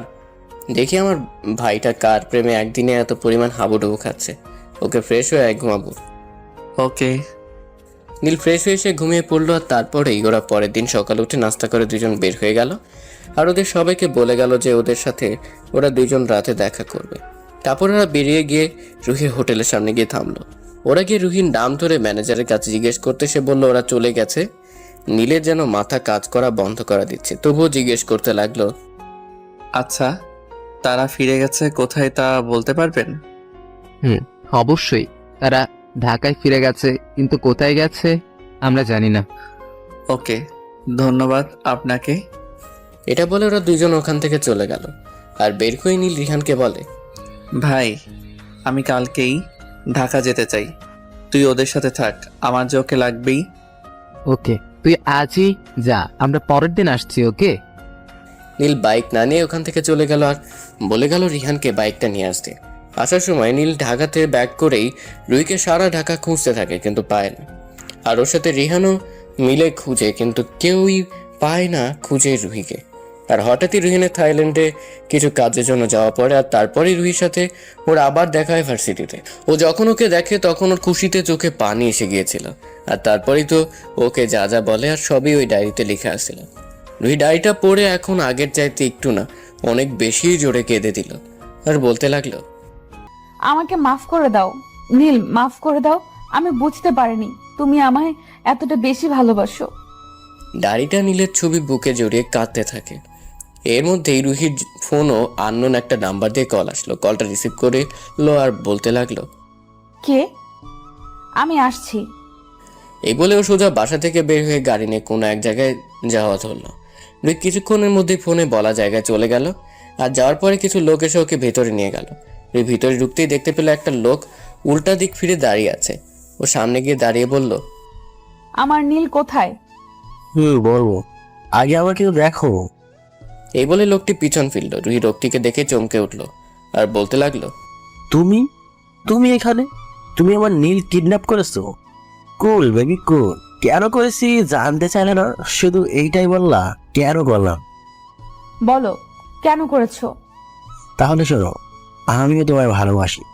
যেদিন তোমায় বলবো আমি তোমায় ভালোবাসি, কিন্তু ওই দিন নীল তোমায় কিডন্যাপ করে আর আমার বলা হয়ে ওঠে না। জানো, বড্ড বেশি ভালোবাসি তোমায়। তারপরও ভেবেছিলাম তুমি হয়তো বা নীলের সাথে থাকবে না, কিন্তু তার মাঝেই তোমার পেটে নীলের এই বাচ্চাটা চলে আসে আর আমার ইচ্ছা পূরণ হয় না। তাই ভাবলাম নীলকেই সরিয়ে দেবো, সাথে তোমার বাচ্চাটাও ফ্রিতে পর পারা যাবে। তা তুই কোনোদিনও পারবি না। আমার নীল তোকে তা কোনোদিনও করতে দিবে না। আরে বেবি কুল কুল, আগে তোমার নীলকে নিজেকে তো বাচ্চা, তারপর না হয় তোমাকে বাঁচাবে। ওই নীলকে নিয়ে আয়। কিছুক্ষণ পর নীলকে রুহির সামনে নিয়ে এলো। রুহি দেখতে পেল নীল পুরোপুরি রক্তাক্ত অবস্থায় আছে আর সাথে অজ্ঞান অবস্থায় চেয়ারে বাঁধা। নীল রুহিকে বলতে লাগলো, যদি আমাকে কালকের মধ্যে বিয়ে করতে রাজি না হয়, তাহলে ওকে আর তোমার পেটের বাচ্চাকে আমি মেরে ফেলবো। এখন বাকিটা তোমার ইচ্ছা, এখন কি করবা তা কালকে আমি জানাবো। রুহি কিছু বলল না, শুধু কেঁদেই যাচ্ছে। ওই ওদের আটকে রেখে দে। নীলের কথাগুলো শুনে ওর লোকেরা তাই করলো। রুহি ভাবতে লাগলো কি করবে, ও কিছুই বুঝতে পারতেছে না। অবশেষে সিদ্ধান্ত নিল যাই হোক তবুও ওর নীলকে আর বেবিকে বাঁচাবে। তাতে যদি ওর হৃদয়কে বিয়ে করা লাগে ও তাও করবে। পরের দিন হৃদয় রুহির কাছে আসলো আর এসেই বলতে লাগলো, তা ম্যাডাম কি সিদ্ধান্ত নিলেন বলুন, আমি একটু শুনি। আমি রাজি। সত্যি? হুম। ওকে, তাহলে আমি বিয়ের সবকিছু ঠিকঠাক করছি। নীল এই বলে যাওয়া ধরলে রুহি ডাক দেয় ওকে। ও ফিরে তাকায়। আমার কিছু শর্ত আছে। বলো। তুমি নীলকে কিছু করতে পারবে না, আর তার সাথে আমি এই বাচ্চাটাকে পৃথিবীর আলো দেখাতে চাই, প্লিজ। ওকে। আর রুহি বলতে থাকে। নীল গিয়ে সবকিছু রেডি করছে আর এদিকে রুহি কেঁদেই যাচ্ছে। কি আর করবে ও? ওর হাতে তো আর কিছু করার নেই, সব শেষ হয়ে যাবে। কিছুক্ষণ পর রুহিকে একদম বউয়ের সাজে সাজিয়ে নিয়ে যাওয়া হলো হৃদয়ের পাশে। হৃদয় তো অনেক খুশি, কারণ ওরা স্বপ্ন পূরণ হতে যাচ্ছে। আর ওদের সামনে নীলকে এনে রাখা হলো। হৃদয় ওর লোকগুলোকে বলল নীলের জ্ঞান ফিরাতে আর ওর মাথায় বন্দুক ধরতে। ওর কথা মতো তারাও সেই কাজ করলো। নীলের হুঁশ ফিরে পেয়েই ওদের এভাবে সামনে দেখে বুঝতে পারলো কি হতে যাচ্ছে এখানে। আর কিছু বলতে চেয়েও বলতে পারছে না, কারণ ও সেই শক্তিটুকু নেই। কিভাবে বলবে? ও যে খুব ক্লান্ত। তখন হৃদয়কে বলল, দেখ নীল, দেখ, তুই আমার রুহিকে আমার কাছ থেকে কেড়ে নিয়েছিলি না, তাই আজ আমি তোর থেকে রুহিকে কেড়ে নিব। আর তুই একটু না অনেক বেশি কষ্টটা উপভোগ কর। নীল কিছু বলতে যেও পারলো না। ও শরীর দুর্বল থাকায় আবার অজ্ঞান হয়ে পড়ল। আর এদিকে কাজে ওদের বিয়ে পড়ানো শুরু করালো। এর মাঝে হঠাৎ হৃদয় দেখতে পেল ওদের সামনে কতগুলো বডিগার্ড এসেই ওর লোকগুলোকে মারতে লাগলো। আর ওর লোকগুলো মার খেয়ে ওই জায়গায় আধমরা হয়ে পড়ে রইল। আর রুহি আর হৃদয় সাথে সাথে দাঁড়িয়ে পড়লো। হৃদয় চেয়ে দেখলো ওদের মাঝে একটা খুব স্টাইলিশ ছেলে আর 6 প্যাক বডি বিল্ডারও, তার সাথে চোখগুলো লাল হয়ে আছে। মনে হয় এখনই সবকিছু শেষ করে দিবে। হৃদয় একটু ভয় পেয়ে গেল ওকে দেখে। হৃদয়কে বলল, ওই তুই কে আর এখানে কি চাস? ও কোনো কথা বললো না। হৃদয়ের সামনে সেই বন্দুকটা বের করেই ওর মাথার উপর ধরলো। নীলর মাথায় বন্দুকটা ধরা দেখে খুব ভয় পেয়ে গেল। ওর ভয় পাওয়া দেখে ওই লোকটি বলতে লাগলো, কিরে ভয় পেয়ে গেলে নাকি? ভয় পাস না, তোকে এত সহজে আমি মারবো না, তোকে তিলে তিলে মারবো। হ্যাঁ, আমাকে তুই মারবি? পারলে বন্দুকটা ফেলে আমাকে মারতে আয়, দেখি তোর সাহস কিরকম। ওকে চল, দেখবি আমার সাহস কিরকম। ওই লোকটি একবার নীলের দিকে আর একবার রুহির দিকে তাকালো, তারপর হৃদয়ের দিকে তাকিয়ে একটা নাক বরাবর ঘুষি মারলো। সাথে সাথে নীল ছিটকে পড়লো দেয়ালের সাথে গিয়ে, আর হাত খোলা পেয়ে রুহি নীলের কাছে ছুটে গেল আর ওর বাঁধন খুলতে লাগলো। আর এদিকে হৃদয় মার খেয়ে আবার ওই লোকটির কাছে তেড়ে এলে ওই লোকটি আবার ওকে মারতে থাকে। আর মারতে মারতেও দেখে যে হৃদয় প্রায় মরেই যাবে, কিন্তু মরতে মরতেই বলে, আরে থাম থাম, আমাকে মার পরে, কিন্তু ওইটা তো বল কে তুই? শুনবি আমি কে? রিহান আহমেদ, নীল আহমেদের ভাই প্লাস বন্ধু। তুই জানোস নীল আমার কি লাগে? জীবন লাগে, জীবন। আর তুই আমার জীবনটারই কষ্ট দিছস। এর শাস্তি যে কি ভয়াবহ হয় তা তুই এখনই জানতে পারবি। রিহান হৃদয়ের কাছে গিয়ে ওর মাথা বরাবর একটা আঘাত করে আর একটা চাকু দিয়ে ওর 2 হাতের রগ কেটে দেয়। আর তারপর ওকে বেঁধে ফেলে চেয়ারের সাথে আর বলতে থাকে, এখন তুই বুঝবি মৃত্যুর যন্ত্রণা কেমন। আর তারপরে রুহির কাছে যায় আর বলে, ভাবি কুল ডাউন, ওর কিছুই হবে না, আমি ওর কিছু হতেই দিব না। তাড়াতাড়ি চলুন, ওকে হাসপাতালে নিয়ে যেতে হবে। নীলকে রিহান খুব তাড়াতাড়ি করে একটা বড় হাসপাতালে নিয়ে এলো আরও চিকিৎসা করানো শুরু করালো। আর এদিকে রুহির কান্না দেখেও তাড়াতাড়ি করে নীলের বাসায় আর রুহির বাসায় খবর জানিয়ে দিল। সাথে আরও একজনকে জানিয়ে দিল, আর সে হলো নীলা। অবশ্য এখন জানতে চাইবেন কেন নীলাকে রিহান খবর দিল আর ওই বা ওকে কেমনে চিনে। পড়তে থাকুন, বুঝতে পারবেন এমনিতেই। কিছুক্ষণের মধ্যেই নীল এবং রুহির পরিবারের সবাই এসে গেল। নীলের মা সেই রিহানকে জিজ্ঞেস করতে লাগলো, রিহান, রিহান বাবা, আমার নীল কোথায়? ওর কিছু হবে না তো? আরে মা, ওর কিছুই হবে না, তুমি শান্ত হও তো। বাবা মাকে নিয়ে ওইদিকে বসো। আর ওই কান্না করতে করতে একটা টাইম অজ্ঞান হয়ে যায়। ওখানে কেবিন দিয়ে ঘুমের ইনজেকশন পুশ করা হয়। আর নীলের জন্য সবাই আল্লাহর কাছে দোয়া করছে যাতে ও খুব তাড়াতাড়ি সুস্থ হয়ে যায়। কিছুক্ষণ পরই ডাক্তার ওটি থেকে বের হলো আর সাথে সাথেই রিহান ডাক্তারের কাছে চলে এলো। ডাক্তার, নীলের কি অবস্থা? ওর অবস্থা খুব খারাপ। শরীর থেকে অনেক রক্ত ঝরার কারণে 24 ঘন্টার আগে আমরা কিছু বলতে পারছি না। আর ওনাকে কয়েক ব্যাগ রক্ত দেওয়া হয়েছে। যদি আরেকটু দেরি করে ওনাকে হাসপাতালে নিয়ে আনতেন তাহলে আমরা ওনাকে বাঁচাতে পারতাম না। আমরা আমাদের কাজ করছি, এখন বাকিটা আল্লাহর হাতে। আল্লাহকে ডাকুন যাতে উনি সুস্থ হয়ে ওঠে। এই বলে ডাক্তার চলে গেল। রিহান ওই জায়গায় বসে পড়ল আর আল্লাহকে ডাকতে লাগলো। দীর্ঘ 24 ঘন্টা সবাই অপেক্ষা করার পর অবশেষে নীল কিছুটা সুস্থ হলো, কিন্তু ওর এখনো জ্ঞান ফিরেনি। রিহান যেন অনেকখানি টেনশন মুক্ত হলো। আর এদিকে রুহির জ্ঞান ফিরেই ও নীলের কাছে যাবার জন্য পাগলামি শুরু করে দিল। নার্সরা ওকে কোনোভাবেই ধরে রাখতে পারছে না। ওর মধ্যেই রিহান নীলাকে নিয়ে রুহির কেবিনে গিয়ে ঢুকলো। আর নীলাকে দেখেই রুহির রাগ উঠে গেল আর বলতে লাগলো, তুই তুই এখানে কেন? কি চাস তুই? তুই যদি আর একবার আমার নীলের দিকে চোখ রাখিস তাহলে আমি তোকে মেরে ফেলবো। নীল শুধু আমার আর কারো নয়। যা তুই এখান থেকে, যা বলছি, যা। রিহান কাছে এসে, আরে ভাবি একটু থামুন, আমাদের তো একটু বলতে দিন। বলো। রিহান গিয়ে রুহির পাশে বসলো আর নীলা রিহানের পাশে এসে দাঁড়িয়ে রইল। রিহান বলতে লাগলো, দেখুন ভাবি, আপনি ভুল বুঝছেন। আমি আপনাকে সব বুঝিয়ে বলছি, ওকে? এর মধ্যে আপনি একটি কথাও বলবেন না। ওকে। তাহলে শুনুন, নীলা যখন নীলকে প্রপোজ করে তখনকার কাহিনী তো আপনি সবই জানেন। তাহলে এটাও শুনুন, নীলকে সেদিন হোটেলকে কেন নীলার সাথে দেখেছিলেন? আসলে সেদিন ওরা আমার সাথেই কথা বলছিল ভিডিও কলে। আর নীলার আর আমার সম্পর্ক যাতে ঠিক মতো হয়ে যায় তাই ও আমাকে সাহায্য করেছিল। আর আমি নীলাকে অনেক আগে থেকেই পছন্দ করতাম, কিন্তু কখনো বলা হয়ে ওঠেনি। কিন্তু নীল আমাকে এই বিষয়ে অনেক সাহায্য করে। আর ওর মনে শুধু আপনি ছিলেন, আছেন, আর আগামীতেও থাকবেন। কেউ আপনার জায়গায় ওর থেকে নিতে পারবে না, বুঝছেন? রুহি রিহানের কথাগুলো শুনে কেঁদে দিয়ে বলতে লাগলো, নীলা, তুমি আমাকে মাফ করে দাও। আমি না বুঝে তোমাকে অনেক কষ্ট দিয়েছি। না ম্যাডাম, আমি তাতে কিছু মনে করিনি। রিহান, আমাকে একটু নীলের কাছে নিয়ে যাও। আমি না বুঝে ওকে অনেক কষ্ট দিয়ে ফেলেছি, প্লিজ। চলুন, কিন্তু আপনার শরীর তো অনেক দুর্বল, আগে একটু সুস্থ হন।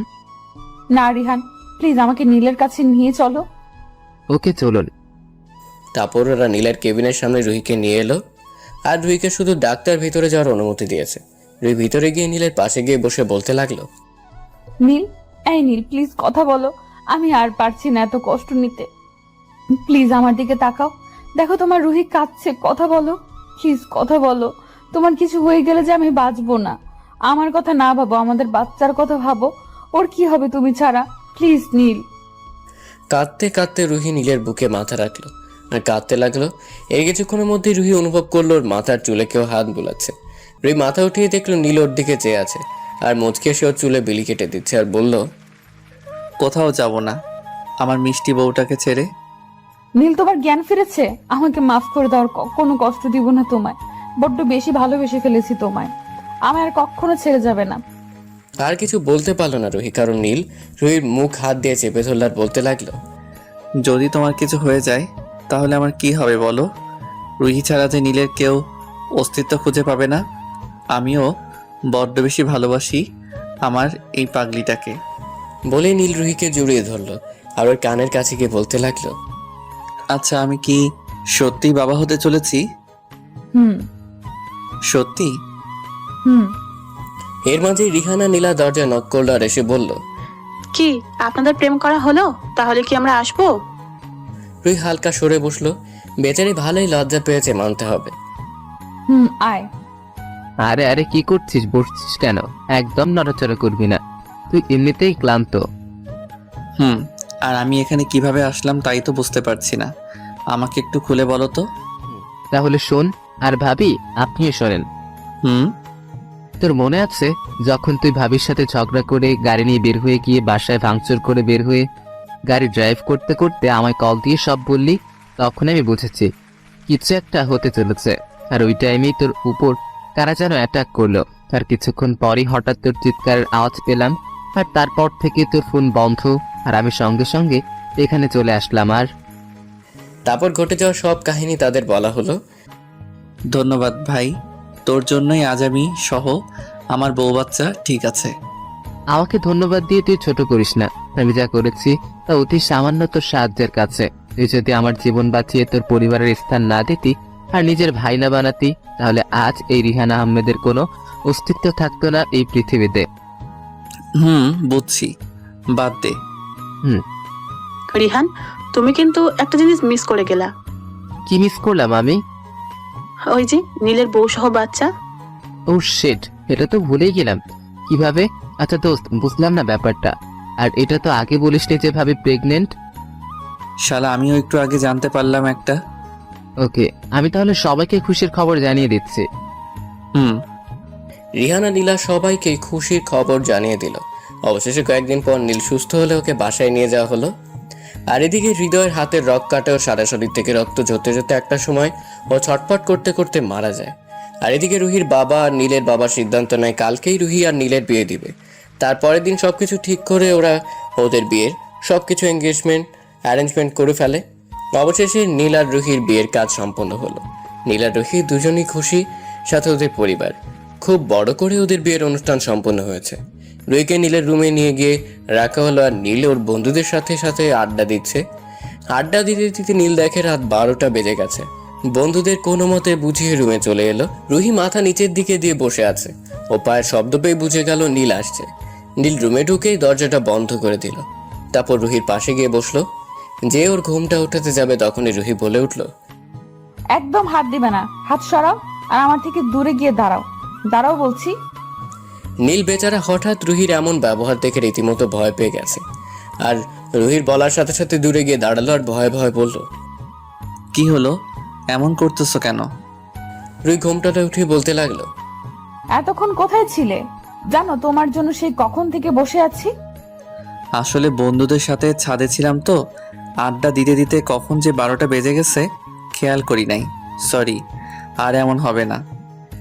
এটা বলে নীল বসা ধরলো আর রুহি বলে, তোমাকে কি আমি বসতে বলেছি? হ্যাঁ, যে তুমি বসছো? দাঁড়াও, তোমাকে এখন শাস্তি পেতে হবে। বলছি কি, আজকে শাস্তি না দিয়ে বাসরের কাজটা করলে হতো না? না, একদমই না। তোমার শাস্তি পেতে হবে মানে হবে, আর না হলে বিছানায় কোনো স্থান নেই তোমার। কি করবা তা ভেবে দেখো। আচ্ছা বলো, কি শাস্তি পেতে হবে আমায়? তোমার শাস্তি হলো এই যে এখন কান ধরে 100 বার উদ্বাস করবা। না করলে হয় না? না হয় না, করো। ওকে, করছি। নীল উঠবস করা শুরু করলো আর তার কিছুক্ষণের মধ্যেই রুহি বলে উঠলো, থাক, হাল লাগবো না, এখন থামো।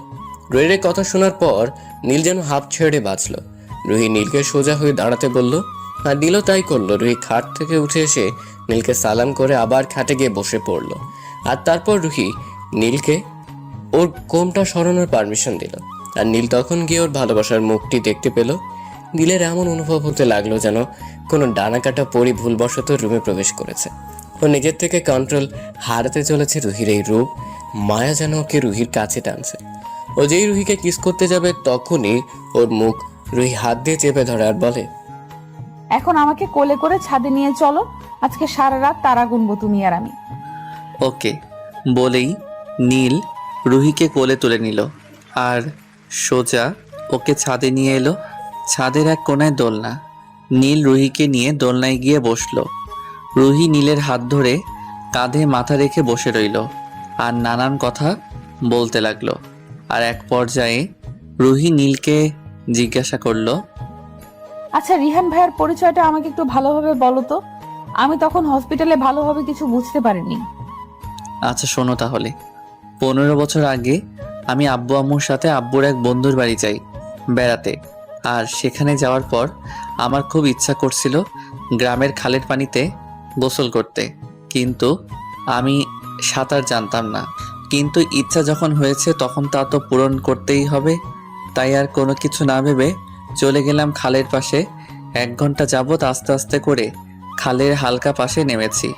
কি আর করব, ভয় করতেছিল একলা একলা। আর তার উপর আমি আবার সাঁতার জানি না। যেই উঠতে যাব তখনই দেখলাম আব্বু আম্মু আমার দিকেই আসছে। আমি তাদের দেখে তাড়াতাড়ি উঠতে গেলেই পা পিছলে পড়ে যাই। আর খালের পাড়টা মনে হয় 2-3 আঙ্গে মাটি কেটেছিল, যার কারণে খালের পাড়ে ওঠার চেষ্টা করেও আর উঠতে পারছিলাম না। আস্তে আস্তে মাঝখানে চলে যাই। আর তখনই কোথা থেকে একটা ছেলে এসে আমার জীবন বাঁচায়। আর ওই ছেলেটাই হলো রিহান। জানো, ওকে যখন জিজ্ঞেস করি ও ওর জীবনের চিন্তা না করে আমার জীবন কেন বাঁচালো, তখন ও কি বলেছিল জানো? কি বলেছিল? আরে সাহেব, আমার কিচ্ছু হইতো না, আমি মরলেও কাইন্দার কোনো মানুষ নাই, কিন্তু আপনার জীবনটা অনেক দামি। আপনার কিছু হইলে তারা পাগল হইয়া যাইতো। আমি তো দেখছি তাগো অবস্থা। কেন কেন এই কথা বলছো কেন? তোমার মা বাবা কোথায়? সাহেব, আমার মা বাবা নেই। মানে তোমার মা বাবা কই তাইলে? সাহেব, তারা মারা গেছে। বলে কেঁদে দিল রিহান। নীল দেখলো রুহির চোখে পানি। ওর চোখের পানি মুছে দিয়ে ওকে নিজের কাছে মিশিয়ে আবার বলতে লাগলো, আমরা যখন আব্বু আর আম্মুর কাছে যাই তখন আব্বু বলল, রিহান, তোমার বাবা মা নেই তো কি হয়েছে? আজ থেকে আমরা তোমার বাবা মা। আর নীল তোর ভাই, চল আমাদের সাথে। রিহান খুব খুশি হয়েছে ওই দিন। আর আমিও সাথে একটা ভাই প্লাস বন্ধু পেয়ে গেলাম, বুঝছো? হুম, তা ম্যাডাম, তাহলে আমাদের বাসরটা করা যাক, কি বলো? জানি না। তারপর নীল রুহিকে কোলে নিয়ে রুমে চলে এলো আর বাসর ঘরে। তারপর রুহি আর কোনো কথা না বলে দুজনের ঠোঁট এক করে দিল। দুজনেই চলে গেলাম ভালোবাসার গভীর সাগরে। সাগরের নিচে অনেক অন্ধকার থাকায় আর দেখতে পাইনি, তাই কিছু বলার নেই।